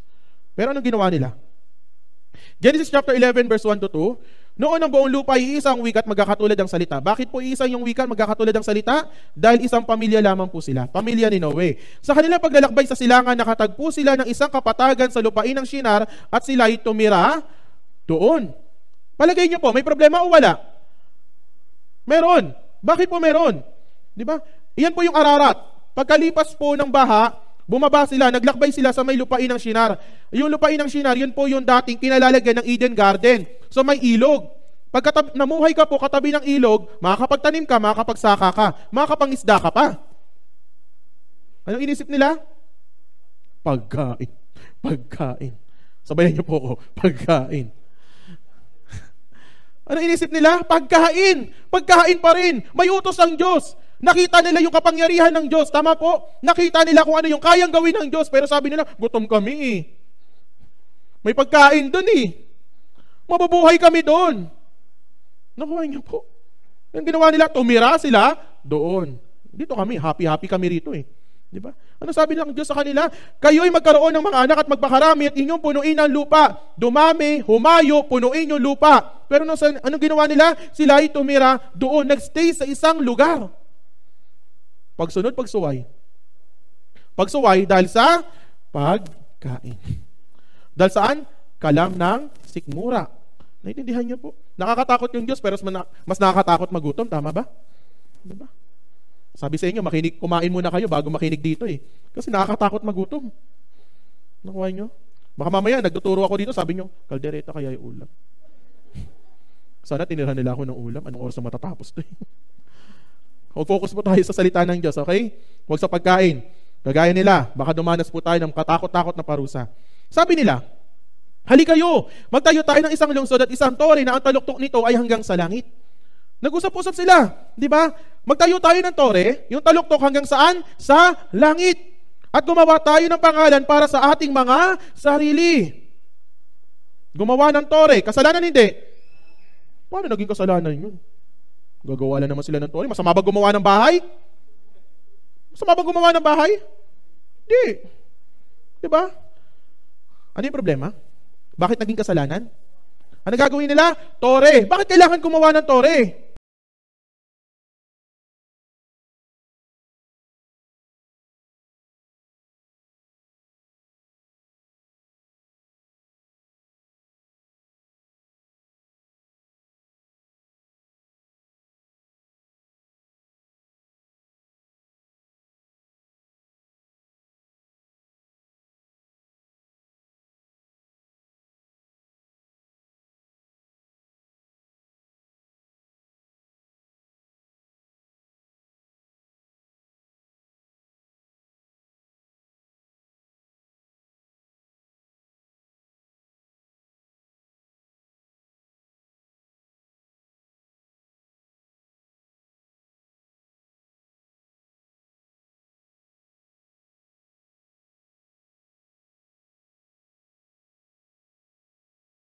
Ang Diyos ng pangako, ito yung problema rito. Hindi sila nagtiwala sa sinabi ng Diyos. Saan sila nagtiwala? Ito yung kaya namin gawin. Diba? Ito yung problema eh. Lagi tayo nagbabalak ng maraming pamamaraan. Yung Diyos nagbigay ng isang pamamaraan. Ngunit tayo, ito yung gusto ko. Ito yung kaya ko. Lagi tayo nakafocus sa kung ano natin, yung kaya natin gawin. Lagi tayong umaasa sa sarili natin. Yung problemang yan, problema na yan ng mga tao dati pa. Nakuha niyo po. Bakit? Epekto po yan ng patayang spirito. Sumunod. Gumawa tayo ng pangalan para sa ating mga sarili. Nakuha niyo po. Paano po yan? Di ba? Gumawa tayo ng pangalan para sa ating mga sarili. Ano pong ginagawa ng mga tao ngayon? Paramihan ng react, likes, puso, share. Tama? Bakit kumikending-kending yung mga babae sa TikTok? Bakit sayaw ng sayaw? Eh, kahit ganun yung step, sayaw-sayaw eh. Bakit? Likes, share. Tama? Bakit gusto dumami yung pera? Pag maraming pera, sikat. VIP. Marami nagvo-vlog, di ba? Para sumikat. Bakit? Gumagawa ng pangalan para sa sarili. Nakuha niyo po. pinagkakatiwalaan yung sarili, pinagmamalaki yung sarili. Sa panahon natin ngayon, bakit may Facebook? Di ba? Saan ginagamit yung Facebook? Payabangan. Kumain lang ng fishball, mag-selfie pa. Di ba? Mayabang. Di ba? Yung mga tao din po noon gumawa ng pangalan para sa ating sarili. Ito yung kaya namin gawin. Laging pinagmamalaki yung sarili. Yun po yung problema. Anong ginawa ng Diyos sa kanila? Hali kayo, tayo'y bumaba at ating guluhin ang kanilang wika. Pasaway kayo, ha? Matigas ulo nyo, ayaw nyo makinig. Anong ginawa ng Diyos? Ginulo yung kanilang wika. Bakit sabi hali kayo? Pag isa lang yung tinawag, ano sabi? Halika. Pag dalawa yung tinatawag, ano sabi? Hali kayo. Sino po yan? Yung Diyos, Espiritu Santo at si Jesucristo. Hali kayo. Tayo'y bumaba at ating guluhin ang kanilang wika. Di ba? Kaya nagkaroon po sila ng iba't ibang salita. Pag nag-uusap yung Chinese, Koreano, Vietnamese, magkakaintindihan? Hindi. Di ba? Minsan nga, pare-parehong Tagalog na, hindi pa magkaintindihan eh. Di ba? Isang pamilya na yun ha, nagkakagulo pa, nagpapatayan pa. Ito kaya iba't ibang wika. Di ba? Pakiabot yung semento, inabot yung buhangin. May tibay yung pundasyon? Wala. Kaya na nangyari? Ikinalat sila ng Panginoon mula sa roon. Sa ibabaw ng buong lupa, huminto sila sa pagtatayo ng lungsod. Sabi nila, tigil na natin to. Talo-talo na tayo. Hindi kita maintindihan. Siyong wala. Di ba? Arigato, arigato. Ang pangit mo, arigato. Alam niyo po yung arigato? Ha? Salamat. Ang pangit mo, arigato. Totomatiko dasay. Alam niyo yan? Hindi ko rin alam. Huwag yun ang tanong. Di ba? Wait lang. Okay? So ito po, yung labi po ng Tori ng Babel. Okay? So pag nilakad po yan, naabutin po ng 3 araw. So yan po yung mga tisa na ginamit po nila. At the same time, so yung may mga anak po si Noe, si Sem, si Japet, tsaka si Ham, ikinalat po sila sa buong lupa. So nagkanya-kanya po sila ng lahi. Okay? Si Shem po, napunta po siya sa Asia. Siya po yung ninuno natin. Sa Europa naman po si Japet, yung mga maitim naman po sa Africa, yung ninuno nila si Ham. Meron po silang isang eksperimentong ginawa. Ang tawag po dito ay DNA journey. Okay? So dito, anong ginawa po nila dyan? So dito, napatunayan po nila na iba't iba man yung lahi ng mga tao, ngunit isa lamang po yung pinanggalingan ng bawat tao. Sabi nila, magpipinsan daw lahat ng tao. Yung iba rito, in-interview sila, galit ako sa German. Tapos lumabas, may lahi pala siyang German. Diba? Tingnan po natin. To make you, I need you to spit in this tube for me. You spit up to the little black line. That's a lot of spit.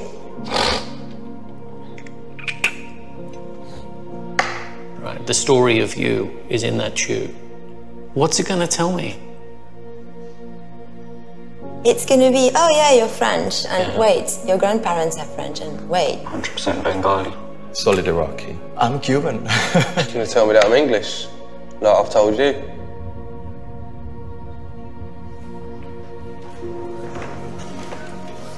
Jay, can you come down and join us?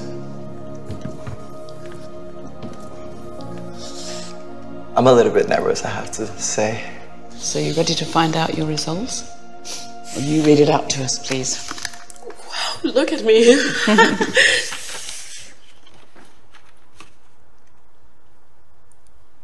Oh my God. Oh, wow. Shit, I didn't expect that. All of them. Whoa!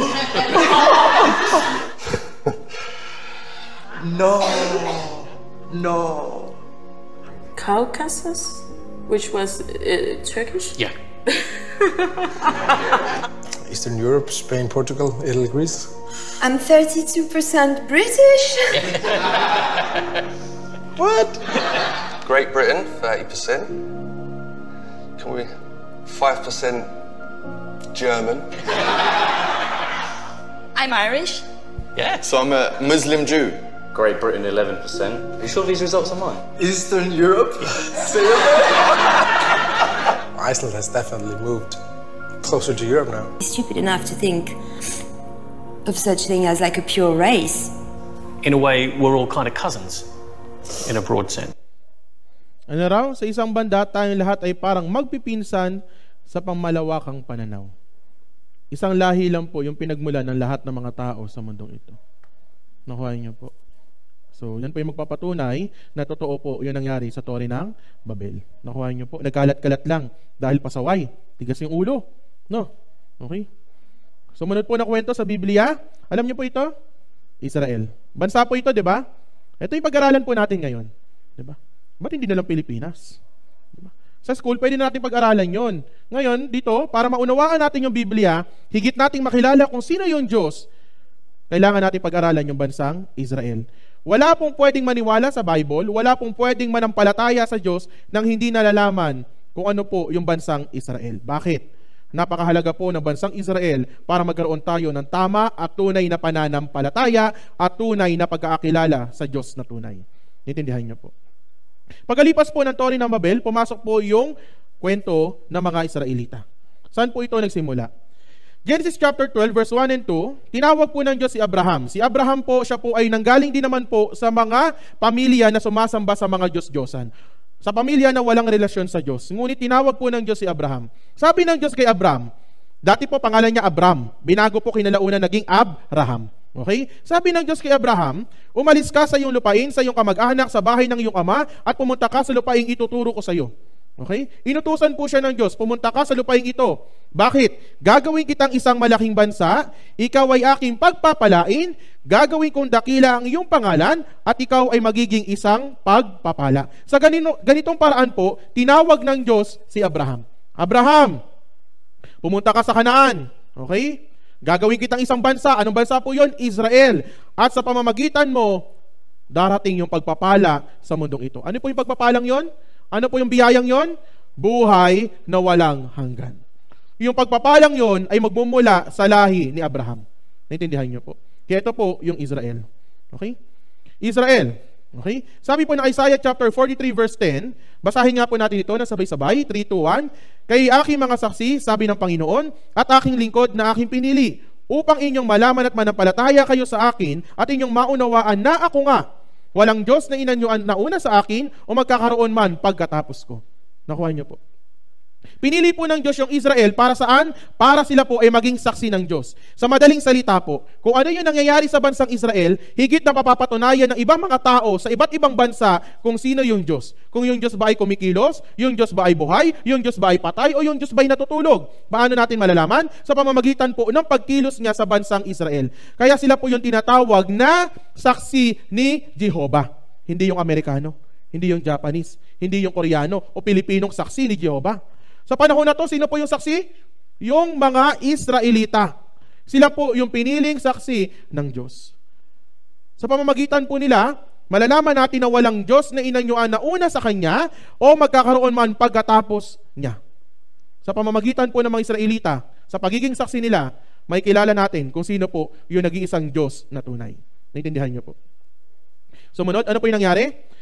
Deuteronomy chapter 7 verse 7, kayo inibig at pinili ng Panginoon. Ano po sila? Inibig at pinili. Hindi dahil sila po yung mas marami. Ito po yung Israel ha. Nasa gitna po sila ng mundo, napakaliit na bansa. Okay. Sila po ay, bakit daw sila pinili? Sapagkat kayo ang pinakakaunti sa lahat ng mga tao. Nakuha niyo po? Sila po ay pinili sapagkat sila yung pinakakaunti. Bakit po pinili ng Diyos yung pinakakaunti? Halimbawa, naglaban po yung Pilipinas at Amerika. Anong mananalo? Ano po? Ano po? Amerika. Bakit? Malaki. Pilipinas, maliit. Yung Amerika may armas, nuklear. Yung Pilipinas may armas, kuwitis. Armas, 5-star. May armas din naman. Nakuha niyo po. Pag naglaban yung Amerika at Pilipinas, natural manalo yung Amerika. Tama? Halimbawa, naglaban yung Amerika at Pilipinas, nanalo yung Pilipinas. Ano sasabihin ng iba't ibang bansa? Wow! Himala! Tama ba? Tapos may sisigaw, walang himala! Naintindihan niyo po. That's why pinili po ng Diyos yung maliit na bansa. Bakit? Para makilala ng mga tao sa mundong ito, may himala. Bakit? Kumilos yung Diyos. Buhay yung Diyos. Gumagawa yung Diyos simula noon hanggang ngayon. Bakit? Di ba? Dahil siya'y buhay. Mapapatunayan natin yan sa bansang Israel. Ano po yung pinagkaiba ng Pilipinas at Israel? Unang-una po, spelling. Tama? Pilipinas at Israel. Ano po yung pinagkaiba niya po ng mabuti? Yung Pilipinas po, yung kasaysayan natin, nangyari muna bago sinulat. Tama. Yung Israel po, naisulat muna bago mangyari at patuloy na nangyayari. Yung Israel po, malalaman natin bukas yung propesiya. At gayon din po, parte din po sila ng kasaysayan. Sila po yung nagdudugtong sa kasaysayan at propesiya. Intindihan niyo po. So, pag-aralan po muna natin yung kasaysayan ng Israel. Okay? Mula po sa mga taong sumasamba sa mga Diyos-Diyosan, tinawag ng Diyos, pinili ng Diyos si Abraham. Okay? Si Abraham po, nagkaroon po siya ng 2 anak. Unang anak niya po si Ishmael. Si Ishmael po, anak niya po ito sa kanyang alipin. Okay? Si Ishmael, siya po yung ninuno ng mga Arabo, ng mga Muslim. Okay? Sumunod po niyang anak, ito po yung pangako sa kanya ng Diyos. Sino po ito? Si Isaac. Ang tawag sa kanya, the promised son. Si Isaac, nagkaroon po siya ng 2 anak, kambal. Sino po yung unang lumabas? Si Esau. Pangalawang lumabas, sino po? Si Jacob. Si Esau po yung panganay. Yung pagpapala ay binibigay sa mga panganay. Ngunit ipinagbili po ni Esau yung kanyang pagkapanganay kay Jacob. Kaya yung pagpapala ay napunta kay Jacob. Kaya yung kanyang pangalan ay binago, ginawang Israel. Si Jacob po, ginawa pong pangalan niya na Israel. Bakit po ipinagbili ni Esau yung pagkapanganay niya? Dahil saan? Pagkain. Pagkain. Nakuha nyo? Di ba? Pahamak talaga yung pagkain eh. Yung pagkain yung naglalayo sa ating sa Diyos eh, no? Wag doon tayo nakafocus. Hindi masamang kumain. Kung doon ka magpo-focus, yun yung nagiging masama. Kaya po yung pagkapanganay niya napunta kay Israel, kay Jacob. Kaya yung pagpapala napunta kay Jacob. Si Jacob, nagkaroon po ng 12 anak na lalaki at 1 anak na babae. Yung ikalabing isang anak niya, si Jose po mahilig managinip. Yung mga panaginip niya, ibinibigay sa kanya ng Diyos. Kumbaga, may kakayahan po siya na mula po sa Diyos. Lagi niya napapanaginipan, lagi siyang mas mataas sa kanya mga kapatid. Ngayon, ano nangyari po? Nainggit sa kanya yung mga kapatid niya. Ipinagbili po siya. Na ipinagbili po siya bilang alipin, nakarating po siya doon sa Ehipto. Pagdating po sa Ehipto, so, nagkaroon po ng panaginip yung paraon, yung pinakamataas na pinuno doon sa Egypt. Nagkaroon ng panaginip. Walang makapagpaliwanag sa buong lupain ng Ehipto. Ngunit nakilala nila si Jose. Si Jose pala, kaya niya rin magpaliwanag ng panaginip. Yung panaginip po, magkakaroon po ng taggutom sa buong mundo. Ngunit dahil nagawa po may paliwanag, yung mangyayari, yung Ehipto ay nakapaghanda. Hanggang dumating po eksakto yung panahon ng tagutom sa buong mundo, pero yung Ehipto may pagkain. Kaya nagpasalamat sila kay Jose. Ang galing ni Jose. Ano nangyari? Yung pamilya niya po, si Jacob, pati po yung mga ibang anak ni Jacob, ni Israel, so pumunta po sila sa Egypt para bumili ng pagkain. Ngunit nakilala po sila ni Jose. Sabi ni Jose, ako ito si Jose, yung kapatid ninyo. Tagutom sa buong mundo, dito na kayo lumipat. Sabi nila, sige, lumipat po yung mga Israelita. Lumipat po yung mga kamag-anak ni Jacob doon sa Egypt. Lumipas po yung maraming panahon, namatay po yung paraon o yung hari ng Ehipto na nakakakilala kay Jose. Isinantabi niya po yung mga nagawa ni Jose noon. Ano nangyari? Sabi niya, dumadami yung mga Israelita sa lugar natin. Baka dumating yung panahon na magrebelde sila laban sa atin at paalisin tayo sa sarili nating bayan. Tingnan niyo po, di ba? Dito sa Pilipinas, nung dumating yung maraming Chinese, dito nagtatrabaho, galit na galit yung ibang kababayan natin, inalisan kami ng trabaho, kami dapat yun eh. Ganun po yung naisip ng mga taga-Egypt. Di ba? Ano ginawa nila? Gawin natin silang alipin. Di ba? Yung mga may papanganak na lalaki, patayin natin. Kaya ano po nangyari? Sa loob po ng 400 years, sila po ay namuhay bilang alipin. Sila po yung gumawa ng mga pyramids, ng Sphinx doon sa Egypt. And then sabi po nila, humingi sila ng tulong sa Diyos. Panginoon, hirap na kami. Tulungan mo kami. Palayain mo kami sa kahirapang ito. Isinugo po ng Diyos, sino? Si Moises. Sa pamamagitan ni Moises, ipinadala po yung 10 salot doon sa Egypt para paalisin ng paraon, ng bagong paraon, yung mga Israelita. Ngunit hindi po nakinig yung paraon. Hanggang sa magpadala po na 10 salot, yung pangamatayan ng mga panganay. Namatay po yung mga panganay ng mga taga-Ehipto. Ano nangyari? Pinayagan sila. Sige, alis na kayo. Baka dumami pa, baka lumala pa. Pero ano po nangyari? Pagkadating po ng mga Israelita doon sa harapan ng dagat na pula, nagbago yung isip ng paraon. Hindi tayo sanay ng walang alipin. Tayo na yung maglalaba. Tayo na yung gagawa ng mga ito. Habulin ulit sila. Kailangan natin ng alipin. Sa likod po ng mga Israelita, mga sundalong Ehipsyo. Sa harap nila, dagat. Nataranta sila. Hindi nila alam gagawin nila. Humingi sila ng tulong sa Diyos. Itinaas po ni Moises yung kanyang tungkod. Sabi po rito, ito po yun. Naglakad po sila hanggang dyan sa crossing site. Yung may square po na dilaw. Okay? And then, ano nangyari? Humingi po sila ng tulong sa Diyos. Pagkatapos, iniunat ni Moises ang kanyang kamay sa ibabaw ng dagat. Diba? At pinaghiwalay ng Panginoon ang dagat. Ano nangyari? Sa pamamagitan ng isang malakas na hangin mula sa silangan sa buong magdamag, ang dagat ay ginawang tuyong lupa at ang tubig ay nahawi. Natuyo po yung tubig dahil hinati po ng Diyos yung tubig dagat. Pwede kayong mangyari yun? Kaya nyo hatiin yung tubig? Kaya? Baka. Kaya? Hindi po. Diyos lang po yung makakagawa nun. Pinakita po yun sa kanila ng Diyos. Yung dagat ay ginawang tuyong lupa at ang tubig ay nahawi. Ano nangyari? Yung mga Israelita tumawid sa kabila. Diba? Ngayon, sabi ng mga sandalong Ehipsyo, sundan natin sila. Kailangan makabalik sila dahil yun yung utos ng Paraon. Pati yung hari, yung Paraon sumama sa kanila. Anong ginawa ng Diyos? Exodus chapter 14 verse 25, kanya nilagyan ng bara ang gulong ng kanilang mga karwahe. Nakadaan na po lahat ng mga Israelita doon sa tuyong dagat. Hinahabol po sila ng mga sundalong Ehipsyo, nilagyan ng bara yung kanilang karwahe. Ano nangyari? And then suddenly, bumalik sa normal yung dagat. Ano nangyari sa mga sundalong Ehipsyo? Nalunod. Tinabunan ng tubig dagat. Kaya sabi rito, takbuhan na natin ang Israel sapagkat pinaglalaban sila ng Panginoon laban sa mga Ehipsyo.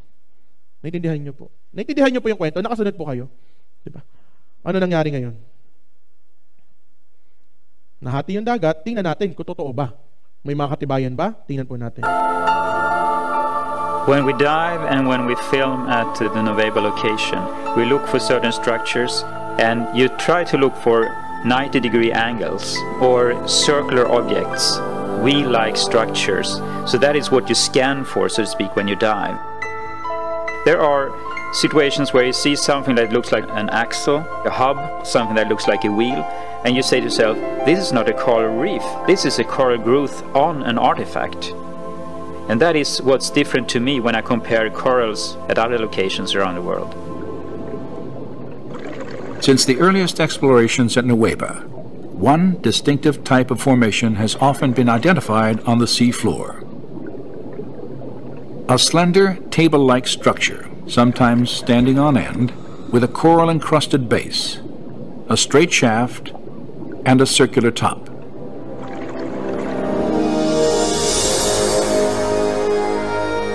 In the midst of them, Pan Tien photographed this circular object attached to what appears to have been a broken axle or hub.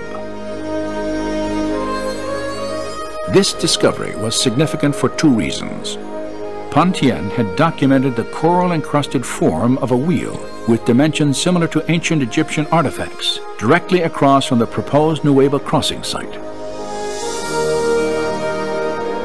Her find also provided independent confirmation of earlier evidence establishing wheel-like formations on both coasts of the Red Sea, in accordance with descriptions in the biblical record.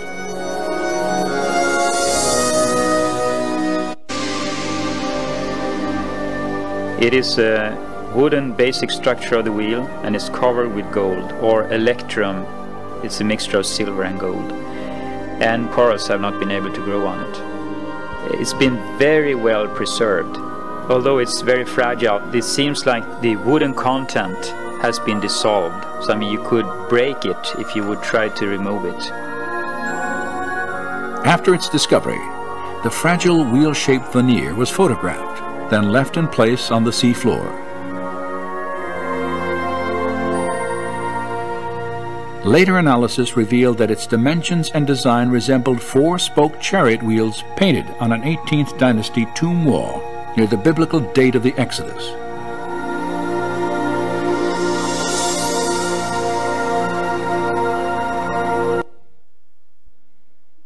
May mga katibayan po ba? Nakita po nila yung mga gulong ng karwahe na ginamit ng mga sundalong Ehipsyo sa panahon po na hinahabol nila yung mga Israelita. So, malinaw po o malabo? Malinaw. Diba? Yung Bible, totoo o hindi? Naranasan po ng mga Israelita, ng mga taga-sundalong Ehipsyo, yung galit ng Diyos. Bakit? Sumuway sila. Hindi sila nakinig sa pakiusap sa kanila ni Moises. Naintindihan niyo po. Ngayon, punta po tayo dito. Ano nangyari pagkatapos? Diba? Deuteronomy chapter 30 verse 19, nagkaroon po ng kasunduan yung mga Israelita at yung Diyos pagkapasok po nila doon po sa Kanaan. Sabi rito, tinatawagan ko ang langit at ang lupa bilang saksi laban sa iyo sa araw na ito. Nilagay po sa kanila ng Diyos yung dalawang bagay. Sabi dito, na aking inilagay sa harapan mo ang buhay at kamatayan, yung pagpapala at sumpa. Ano yon? Inilagay ko sa harapan mo yung alin daw? Buhay at kamatayan, pagpapala at sumpa. Pakiusap po, tandaan po natin yung mga bagay na to. Buhay at kamatayan, pagpapala at sumpa. Anong sabi sa kanila ng Diyos? Kaya't piliin mo at ng iyong binhi ang buhay upang ikaw ay mabuhay. Binigyan po sila ng option ng Diyos. Di ba? Inilagay ko sa harap ninyo yung buhay at kamatayan, pagpapala at sumpa. Ngunit anong ninais ng Diyos na kunin nila? Piliin mo at ng iyong binhi ang buhay upang ikaw ay mabuhay. Yan yung sabi sa kanila ng Diyos.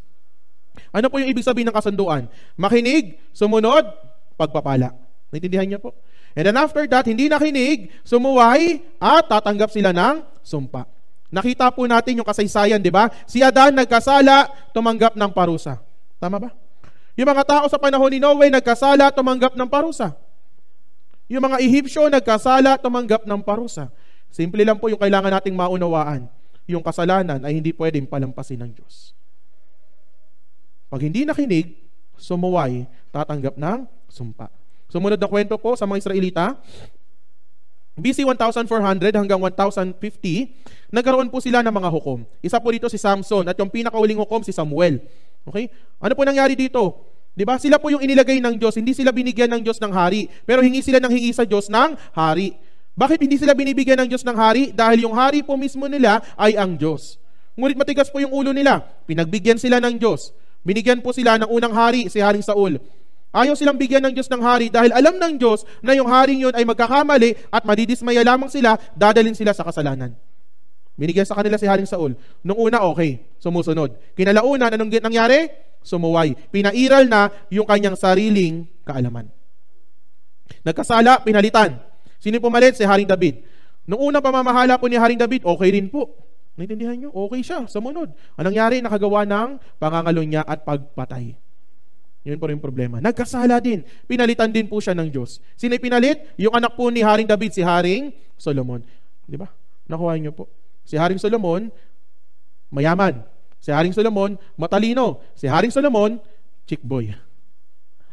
Noong una, sumusunod po siya sa Diyos. Okay, Panginoon, salamat po. Humihingi ng payo mula sa Panginoon. Ngunit kinalauna, nag-asawa ng 1,000. Yung mga asawa niya po, may iba't ibang mga Diyos-Diyosan. Honey, sampayin mo naman tong Diyos-Diyosan ko. Ano sabi ni Haring Solomon? Mahal kita, sige na nga.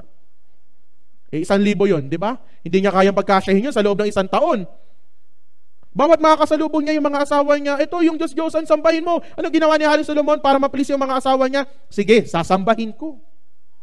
Hanggang dumating po yung pagkakataon na nakalimutan niya na yung tunay na Diyos. Hindi na po siya sumamba sa tunay na Diyos. Yun po yung malaking problema. Ano nangyari sumunod? Pagkatapos po ni Haring Solomon, sabi ng Diyos, susumpahin ko yung Israel. Mahati sila sa 2 kaharian. Ano nangyari? Noong BC 930, nahati po sila sa 2 kaharian. Ito po yung North Israel at yung South Judah. Magkapatid po sila kung tutuusin. Okay? Ito yung problema. Yung North Israel, anong kasalanan? Bakit nahati? Sumamba sa mga Diyos-Diyosan. Anong ginawa ng North Israel? Sumamba sa mga Diyos-Diyosan. Sinakop ng Assyria. Sabi po ng kapatid niyang Timog Judah, sa halip na matuto sila sa pagkakamali ng North Israel, ginawa rin nila yung pagkakamali. Mas matindi pa. Inulit-ulit pa nila. Nakuha niyo po? Ano nangyari? Yung South Judah, sumamba sa Diyos-Diyosan, pinarusahan sila sa pamamagitan ng Babylonia. Sinakop sila ng Babylonia. Ano sabi nila? Sorry po, Panginoon, hindi na po mauulit. Patawarin mo po kami. Anong ginawa ng Diyos sa kanila? Sige, okay na. Inalis yung parusa. Nakalaya. Nung nakalaya na ng konti, sabi nila, bumalik ulit sa pagsamba sa mga Diyos-Diyosan. Dumating yung parusa. Naging 70 taong alipin. Sinakop ng Persya. Di ba? Ano nangyari? Sorry po, Panginoon, hindi na po mauulit. Patawarin mo po kami. Sabi ng Panginoon, sige, patatawarin ko kayo. Nakalaya po sila. Tama. Nung nakalaya, anong gagawin? Balik sa dating gawi. Samba ulit sa mga Diyos-Diyosan. Anong ginawa ng Diyos? Pinarusahan ulit. Sinakop po sila ng Greece sa pamamagitan po ni Alexander the Great. Ano sabi nila? Sorry po, Panginoon, hindi na po mauulit. Nakaka-relate kayo? Sino po ito? Sila? O ako? O tayo? Sorry po, Panginoon, hindi na po mauulit. Pag medyo okay na, wala nang problema, no? O sige, bahala ka na, Panginoon, kung anong gusto mong gawin. Pag naghirap ulit, sorry po, Panginoon, hindi na po mauulit.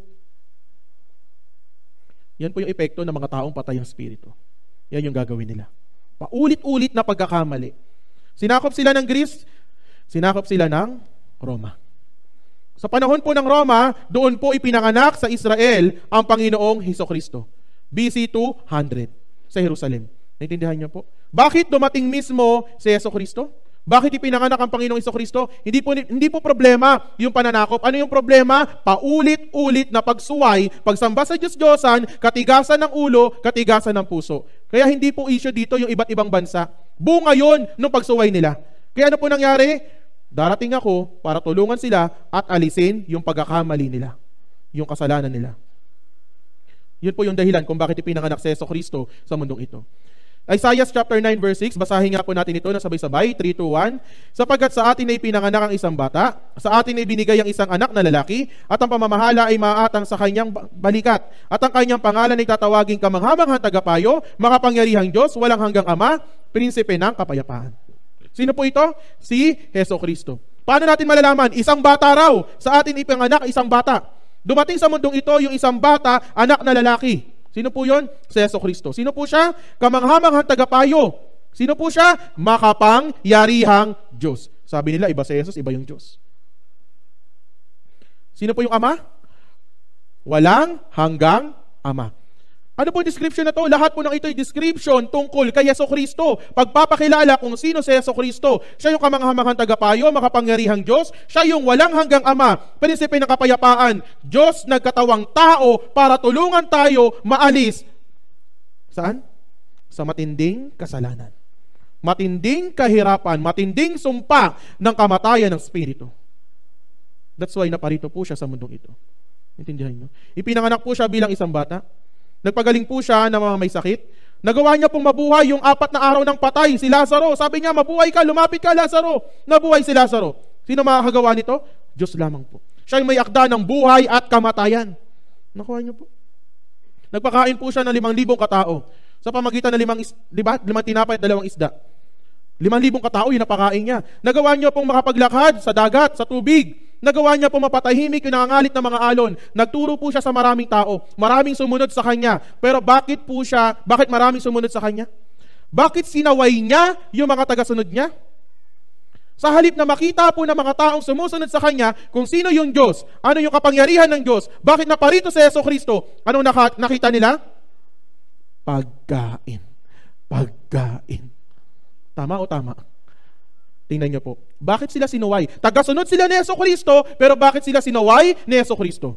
John chapter 6, verse 26 to 27. Sinagot sila ni Jesus, katotohanan sinasabi ko sa inyo, ako'y inyong hinahanap hindi dahil sa nakakita kayo ng mga tanda. Sabi dito, kundi dahil sa kayo'y kumain ng tinapay at kayo'y nabusog. Sabi dito, huwag kayong magsumikap ng dahil sa pagkain na sisira, kundi sa pagkain tumatagal para sa buhay na walang hanggan. Sabi ni Hesukristo, naparito ako upang magbigay ng buhay na walang hanggan, hindi lang ng pagkain. Hindi lang para busugin yung mga kalamnan nating nagugutom. Hindi lang para maabot natin yung pangarap natin, yung magandang buhay, magandang bahay, maayos na pamilya. Bakit naparito si Hesukristo? Para magbigay ng buhay na walang hanggan. Ngayon po, isaayos po natin yung ating sarili. Bakit tayo sumusunod kay Hesukristo? Para ba sa buhay na walang hanggan o para lamang mabusog tayo? Di ba? Sana, tapusin natin yung Bible seminar. Sumunod sila kay Hesukristo, ngunit mali yung hinahanap nila kay Hesukristo. Sabi naman po ng mga relihiyoso, iskriba, pariseyo, sabi nila, bakit sa kanila siya sumasama sa mga makasalanan? Bakit hindi siya sumama sa atin? Tayo yung mga sumusunod sa Diyos. Kung siya talaga yung tagapagligtas, bakit hindi tayo yung kanya sinasamahan? Sabi niya po sa mga doon sa mga pariseyo, iskriba. Sabi niya, kapag kayo mga iskriba at mga pariseyo, mga mapagkunwari. Pariseyo, iskriba, sila po yung mga relihiyoso sa panahon ni Hesukristo. Bakit sila mapagkunwari? Sapagkat nililinis ninyo ang labas ng kopa at ng pinggan, ngunit sa loob ay puno sila ng kasakaiman at kalayawan. Ikaw na bulag na pariseyo. Ginagamit lang nila yung salita ng Diyos. Bakit? Panlabas na anyo. Mukhang mabait, mukhang mabuti. Ngunit anong hanap nila? Pisikal na pakinabang mula sa salita ng Diyos. Ano sabi sa kanila ng Diyos? Di ba? Linisin nyo muna yung loob. Loob muna. Di ba? Loob muna. Ano po ito? Buhay na walang hanggan muna. Naintindihan nyo po. Kaya nagalit po sa kanya yung mga pariseyo at iskriba. Sinaway po kasi. Sa halip na makinig sila sa saway, anong ginawa nila? Nagalit sila sa saway. Hindi nila inunawa yung saway. Tapos, sa panahon po na yon, sa halip na makinig sila, ginawa nila ng kasalanan si Jesucristo. Sabi nila, yan, may kasalanan si Jesucristo. Di ba? Mali, nagtuturo siya ng mali, nagtuturo siya ng kasalanan. Yun yung ginawa nila. Kaya dito po, pinagbintangan nila si Jesucristo, pero sa panahon na yon, sila po ay nasa ilalim ng pananakop ng Imperyong Romano. Wala po sila kakayahang litisin o hatulan yung kanilang mga bilanggo. Dinala nila si Jesucristo, kanino? Kay Pilato. Sinaliksik po ni Pilato si Jesucristo, ngunit wala po matagpo ang kasalanan si Pilato mula kay Jesucristo. Intindihan niyo? Kaya nung sabi ni Pilato, gusto ko siyang palayain, gusto ko siyang tulungan. Wala akong makitang kasalanan kay Jesucristo. Kaya sa panahon po na ito, sa araw ng Paskwa, may kakayahan po si Pilato na magpalaya ng mga bilanggo. Papipiliin niya po yung mga Israelita. Kaya sa harap po ng mga Israelita, inilabas niya si Jesucristo, inilabas niya si Barabas. Si Barabas po, tulisan, magnanakaw, mamamatay tao, masamang tao, kriminal. Sino yung gusto ninyong palayain ko? Sabi ni Pilato. Ano sabi ng mga Israelita? Si Jesucristo, may kasalanan o wala? Wala. Pero anong sabi po nila? Palayain si Barabas. Patayin si Jesus. Palayain yung mamamatay tao, palayain yung kriminal, palayain yung masamang tao. Ngunit si Jesucristo na walang nagawang kasalanan, sabi nila, patayin. Yun po yung pinili nila. Naintindihan nyo? Nagkamali sila sa pagpili. Sabi ni Pilato, wala akong magawa. Tao yun namili. Kaya sabi niya, siya'y kumuha ng tubig, nagugas ng kanya mga kamay sa harap ng napakaraming tao. Sabi niya, wala akong kasalanan sa dugo ng taong ito. Kayo na ang bahala dyan. Sa madaling salita, kapag namatay si Jesucristo, wala akong pananagutan. Labas ako dyan.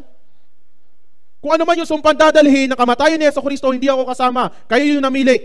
Alam niyo po, sa halip na humingi ng tawad yung mga Israelita, anong sabi nila? Mateo chapter 27 verse 25. Tandaan po natin ito, yung mga talatang ito. Basahin po natin na sabay-sabay, 3, 2, 1. At sumagot ang buong bayan at nagsabi, pananagutan namin at ang aming mga anak ang kanyang dugo. Sabi ni Pilato, wala akong kasalanan. Sabi ng mga Israelita, sige, kaming bahala. Kami yung mananagot pag namatay siya, hindi lamang kami, kundi damay pati mga anak namin. Ang lakas ng loob nila. Intindihan niyo po? Kami yung mananagot kapag namatay si Jesucristo. Kaming bahala, huwag ka mag-alala, Pilato.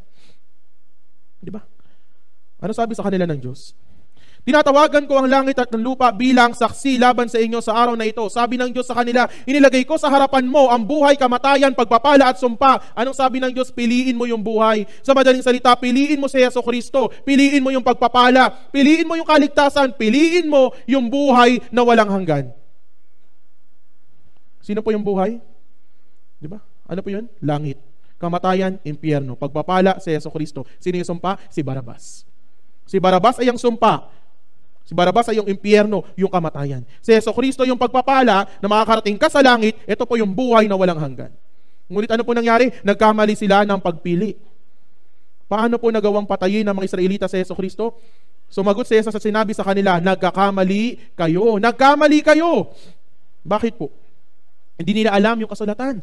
Hindi nila alam kung sino si Jesucristo. Hindi nila nakita yung kapangyarihan ng Diyos. Nandun si Jesucristo para tulungan sila, ipakilala ni Jesucristo na siya yung Diyos, siya yung makakabigay solusyon sa problema nila, ngunit hindi nila naunawaan dahil hindi nila alam yung Biblia. Wala pong pinagkaiba sa mga tao ngayon. Yun po yung problema. Diba?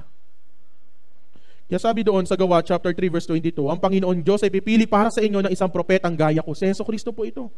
Anong sabi dito? Pakinggan ninyo siya sa lahat ng bagay na sabihin niya sa inyo. Kailangan nating makinig kay Jesucristo. Siya po yung ibinigay ng Diyos para sa atin. Ang bawat tao na hindi makinig sa propetang iyon, yung bawat tao hindi makinig kay Jesucristo, ay lubos na pupuksain mula sa bayan, mamamatay. Kaya habang naglalakad po si Jesucristo, dala-dala niya po yung krus. Pasan-pasan niya po yung krus na mabigat. Nag-iiyakan po yung mga tao sa paligid niya. Pero nang sabi ni Jesucristo, mga anak na babae ng Jerusalem, huwag ninyo akong iyakan. Iyakan ninyong inyong mga sarili at ang inyong mga anak. Diba? Huwag ninyo akong iyakan. Iyakan ninyong inyong mga sarili. Kayo yung pumili nito, kayo yung may gusto nito, kayo yung mananagot sa pagkakamaling ito. Bakit po? Diba? 1,500 years bago po mangyari yung kaganapan na yun, meron na pong propesiyang nakalagay sa Biblia. Ano po ito? Deuteronomy chapter 28 verse 53. At kakain ka ng bunga ng iyong sariling katawan, ng laman ng iyong mga anak na lalaki at babae. Ano po yung bunga ng katawan? Ano po yung bunga ng katawan? Sabi dito, ng laman ng iyong mga anak na lalaki at babae. Sa madaling salita, propesiya sa kanila, nakakainin nila yung kanilang sariling anak. Sabi dito, verse 55, laman ng kanyang mga anak na kanyang kakainin, lihim niyang kakainin sila. Anak mo makakaya mong kainin? Nagawa nila. Pero dahil nakakahiya, itinago nila. Ginawa nilang lihim. Naintindihan niyo po. Ito po si Flavius Josephus. Isinulat niya po yung tawag dito, yung Siege of Jerusalem na nangyari noong AD 70. Doon niya po isinulat paano nangyari yung kalunos-lunos na pangyayaring iyon. Ito po'y kwento na totoo. Sa madaling salita, ito po'y kasaysayan, buhay na kasaysayan at maraming katibayan. Ito po yung tinatawag na triumphal arc ng Siege of Jerusalem na matatagpuan po sa Roma. Ito po'y magpapatunay na sinakop po ng mga taga-Roma ng Imperyong Romano, yung Jerusalem noong AD 70. Sinugod po sila, sinakop po sila sa pamumuno po ni General Titus. Ano pong ginawa nila? Sa panahon po na yon, araw po ng Pasko, may kapistahan po doon sa Jerusalem. Okay? Inihanda nila lahat ng mga pagkain. Masayang nagdidiwang yung mga Israelita. Biglang dumating po yung mga sundalong Romano, pinalibutan po nila yung buong Jerusalem. Bawal lumabas, bawal pumasok. Walang pagkain papasok, walang pagkain lalabas. Nakapalibot. Kung sino man yung magpipilit lumabas, papatayin. Yung tubig po papasok ng Jerusalem, pinutol nila yung supply. Gaano po ito tumagal? Tumagal po ito ng 4 na buwan hanggang 5 buwan. At dito po, 1.1 million na mga Israelita yung mga namatay. Naintindihan niyo po. Pero bago po mangyari yun, meron pong kalunos-lunos na pangyayaring nangyari mismo sa loob ng Jerusalem. Ano po yun? Ano sabi nila? Pananagutan namin at ng mga aming mga anak ang kanyang dugo. Nakuha nyo? Anong nangyari? Sabi mo ni Flavius Josephus doon sa aklat na sinulat niya, halika anak, kakainin kita. Nangyari po ito habang nasa loob po sila ng Jerusalem. Habang sila po'y kinukubkob ng mga sundalong Romano. Sabi rito, sa sandaling sinabi niya ito, hiniwa niya ang kanyang anak at inihaw ito at kinain niya ang kalahati at tinago ang kalahati ng palihim. Anong problema? Pagkain.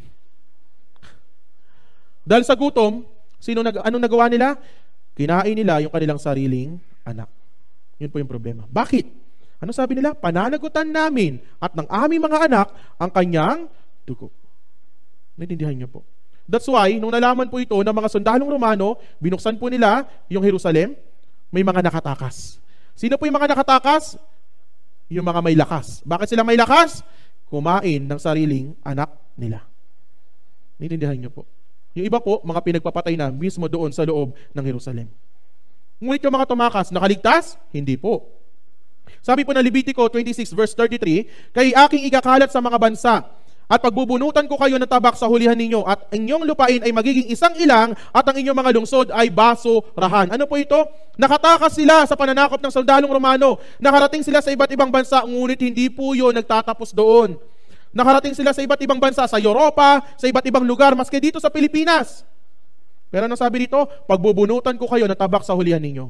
Ang inyong lupain, yung Jerusalem, yung Israel, sabi dito, magiging isang ilang, tuyong lupain, disyerto. At ang inyong mga lungsod ay basurahan.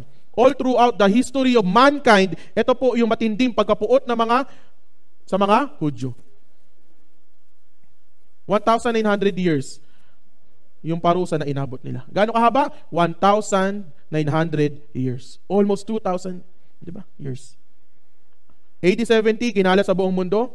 Pinagpapatay noong Crusade War. Pinalagyan na tatak na tala ni David. Ano po ito? Yan po yung kulay asul na bituin. Pipilitin kang lagyan yan. Pag mayroon ka yan, pwede kang patayin na kahit na sino nang wala siyang pananagutan sa batas.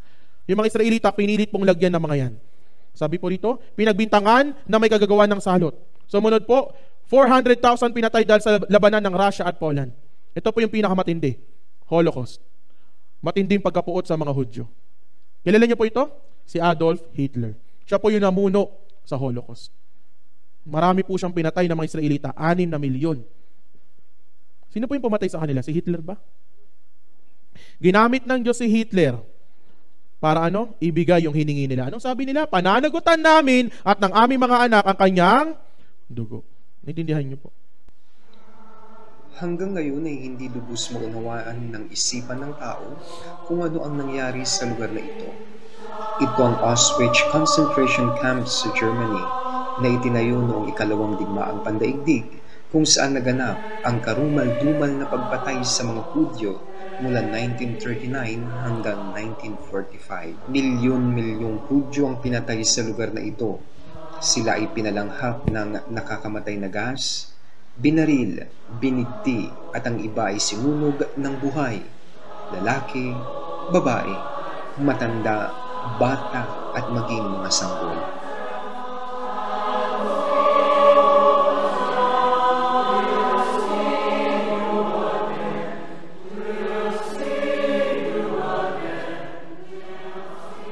Ganito ang karaniwang tanawin na makikita noon sa loob ng concentration camp. Kalunos-lunos na mukha ng matinding paghihirap.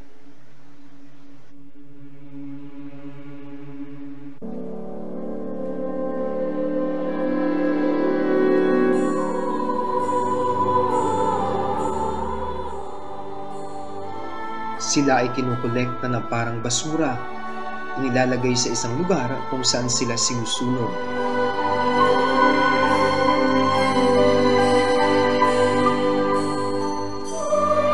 Marami noon ang pumunta sa mga silid ng concentration camp. Hindi po yan pelikula, at ganito ang tanawin na nakita nila. So actual video po yan, actual footage.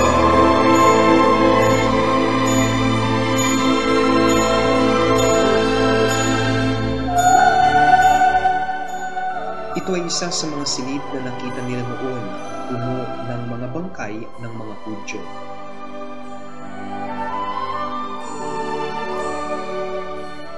Ito naman ang bunton ng libu-libong katao. Sa hangin ay amoy ang masangsang na amoy ng bangkay, isang waring sumpa sa kasaysayan ng tao. Dito makikita ang isang gusali. Sa labas nito ay nakasampay ang mga damit ng mga Hudyong sinabihang maliligo sa mga shower rooms.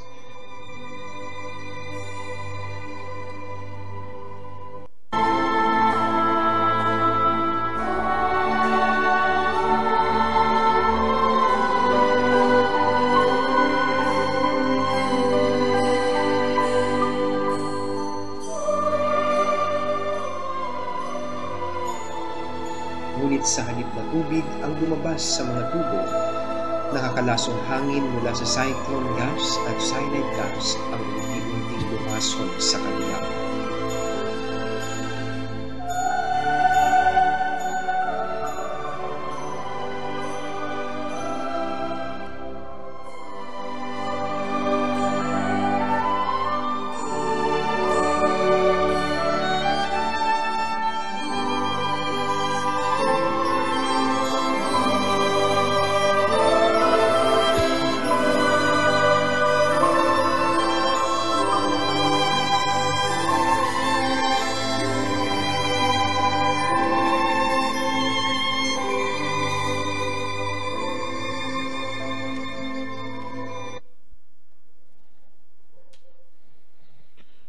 Bakit po nangyari sa kanila yan? Anong sabi nila? Pananagutan namin at ng aming mga anak ang kanyang dugo. Ginamit po ng Diyos si Hitler para patayin sila. Ginamit po ng Diyos si Hitler para ubusin sila. Bakit? Wala pong kasalanan na palalampasin ng Diyos. Intindihan niyo po yun. Bawat kasalanan may nakahandang parusa. Dito po, mayroon po dalawang puno, sariwa at yung tuyo. Sabi rito, sapagkat kung ginagawa nila mga bagay na ito kapag ang punong kahoy ay sariwa, ano mangyayari kapag ito ay tuyo? Ano po yung sariwang puno? Ito po yung mga Hudyo, yung mga Israelita. Sabi rito, sino po yung tuyo? Tayo po mga hintil, Pilipino, Koreano, Japanese, lahat po ng lahi, maliban po sa mga Hudyo, ay hintil. Tayo po yung mga hintil. Tayo po yung tuyong puno. Sabi ng Biblia, ginawa nila, nangyayari nga yun sa sariwa. Di ba? Pinarusahan sila. Sila yung bayang pinili ng Diyos. Sila yung iniibig ng Diyos. Ngunit nagkasala sila, nagkamali sila, tinanggap nila yung parusa para sa kanila. Paano pa kaya tayo mga tuyo? Naintindihan niyo po. Hudyo, dumanas po sila ng pisikal na parusa. Tayo pa mga hintil, dadanas po tayo ng espiritual na parusa dahil sa kasalanan. Sabi po rito, 1 Corinto 10:11, ang mga bagay na ito ay nangyari sa kanila bilang halimbawa Ipinakita po yun sa atin bilang halimbawa at nasulat bilang pangaral. Hindi po yun dagdag kaalaman, hindi po yun dagdag kasaysayan, kundi para pangaralan po tayo, para turuan po tayo ano yung dapat nating piliin. Naintindihan niyo po? Ano yung dapat nating iwasan, ano yung dapat nating sundin. Naintindihan niyo po? Kaya sabi po rito, ang aking bayan ay nawawasak dahil sa kakulangan ng kaalaman. Pakiusap, huwag po tayo maging kagaya nila na walang alam. Kaya pinag-aaralan po natin ito ng Biblia. Sinasaliksik natin yung Biblia para hindi po tayo matulad sa kanila. Naikilala ng baka ang kanyang Panginoon at ng asno ang sabsaba ng kanyang Panginoon, ngunit ang Israel ay hindi nakakakilala, ang bayan ko ay hindi nakakaunawa. First coming Jesus, upang magdusa para sa mga kasalanan, alisin yung kasalanan. Ikalawang pagdating ni Jesus, hari ng mga hari. Anong napagkakamali nila? Gusto nila agad gawing hari si Jesus. Hindi nila inintindi yung tungkol sa kasalanan. Nandun ang Panginoong Jesucristo para tulungan sila. Ngunit ibang bagay yung nakita nila kay Jesus. Yun po yung problema. Huwag po sana nating makita yung maling bagay na yung kay Jesucristo, kundi hanapin natin yung tamang bagay bakit naparito si Jesucristo sa mundong ito. Hindi para sa pisikal na pakinabang, hindi para sa pisikal na buhay. Napakahalagang maunawaan natin bakit naparito si Jesucristo at bakit kayo naparito sa mundong ito. Naintindihan niyo po. Sabi dito, nagkakamali kayo sapagkat hindi ninyo nalalaman ang mga kasulatan at ang kapangyarihan ng Diyos. Pakiusap sa mga nakikinig, huwag po nating tularan yung pagkakamaling nagawa nila. Naintindihan niyo po. Dumalo kayo kahapon, dumalo kayo ngayon, 3 araw na lang hanggang Biyernes. Pakiusap, pagtiyagaan natin. Bakit? Ito po yung ibinigay na pagkakataon ng Diyos para sa atin. Magbalik tanaw lamang po tayo. Eden Garden, sabi sa kanila, huwag niyong kakainin yung bunga na pagkakilala ng mabuti at masama. Dahil kapag kinain daw, mamamatay. Ano nangyari? Sumuway, nakagawa ng kasalanan, may parusa o wala? Meron. Noah's Ark, sabi doon, sumakay kayo sa daong sapagkat babaha. Yung mga tao, sumakay hindi. Hindi. Sumuway, may kasalanan, may parusa. Tori ng Babel, humayo kayo at punuin ninyo ang lupa. Sumunod, sumuway. Sumuway, may kasalanan, may parusa. Red Sea Crossing, di ba? Sabi, palayain mo ang aking bayan upang sila'y makasamba sa akin. Anong ginawa po nung paraon? Pinigilan sila, hinabol sila. Ano nangyari? Sa paraon, sumuway, nakagawa ng kasalanan, may parusa, wala? Meron. Namatay siya doon sa ilalim ng dagat. Pero tatanungin ko po kayo, Eden Garden, Noah's Ark, Babel Tower, Red Sea Crossing, lahat ng kwentong ito, totoo o hindi?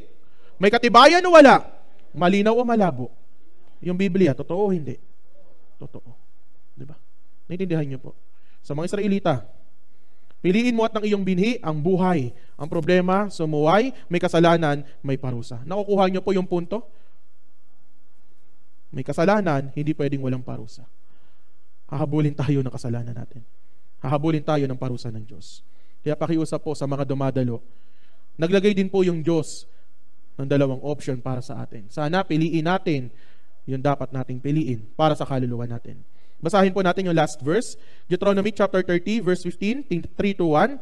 Tingnan mo, inilagay ko sa harapan mo sa araw na ito ang buhay at kabutihan, kamatayan at kasamaan. Ano kaya yung pipiliin nyo? Buhay at kabutihan, kamatayan at kasamaan. Malalaman namin kung ano yung pinili ninyo bukas. Nakuha niyo po. Nasa taas o nasa baba?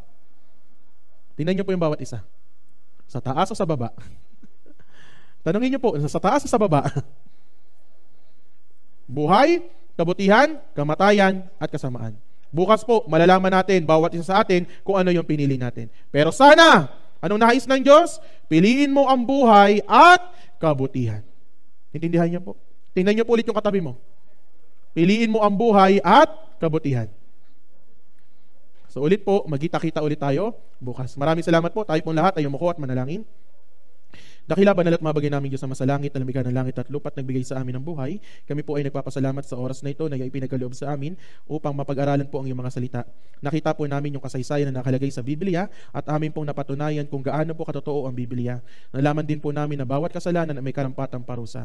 Pakiusap po ang Ama, hipuin niyo po yung puso't isip ng mga dumadalo na sila po ay makapagpatuloy upang sa ikalimang araw po sa session 5 ay maunawaan po nila yung biyaya, paghibig at kahabagan na yung inihanda para po sa amin. Kaya pakiusap Ama, Ama, kayo lamang po yung humipo sa puso't isip ng bawat isa. Ngayon din naman po, Ama, ingatan niyo po yung bawat isa sa amin, naligtas kami makauwi sa aming mga tahanan hanggang sa makarating kami sa pagkakilala ng katotohanan. Kaya muli, Ama, sa inyo lamang po kami nagpapasalamat, nagtitiwala at naniniwala.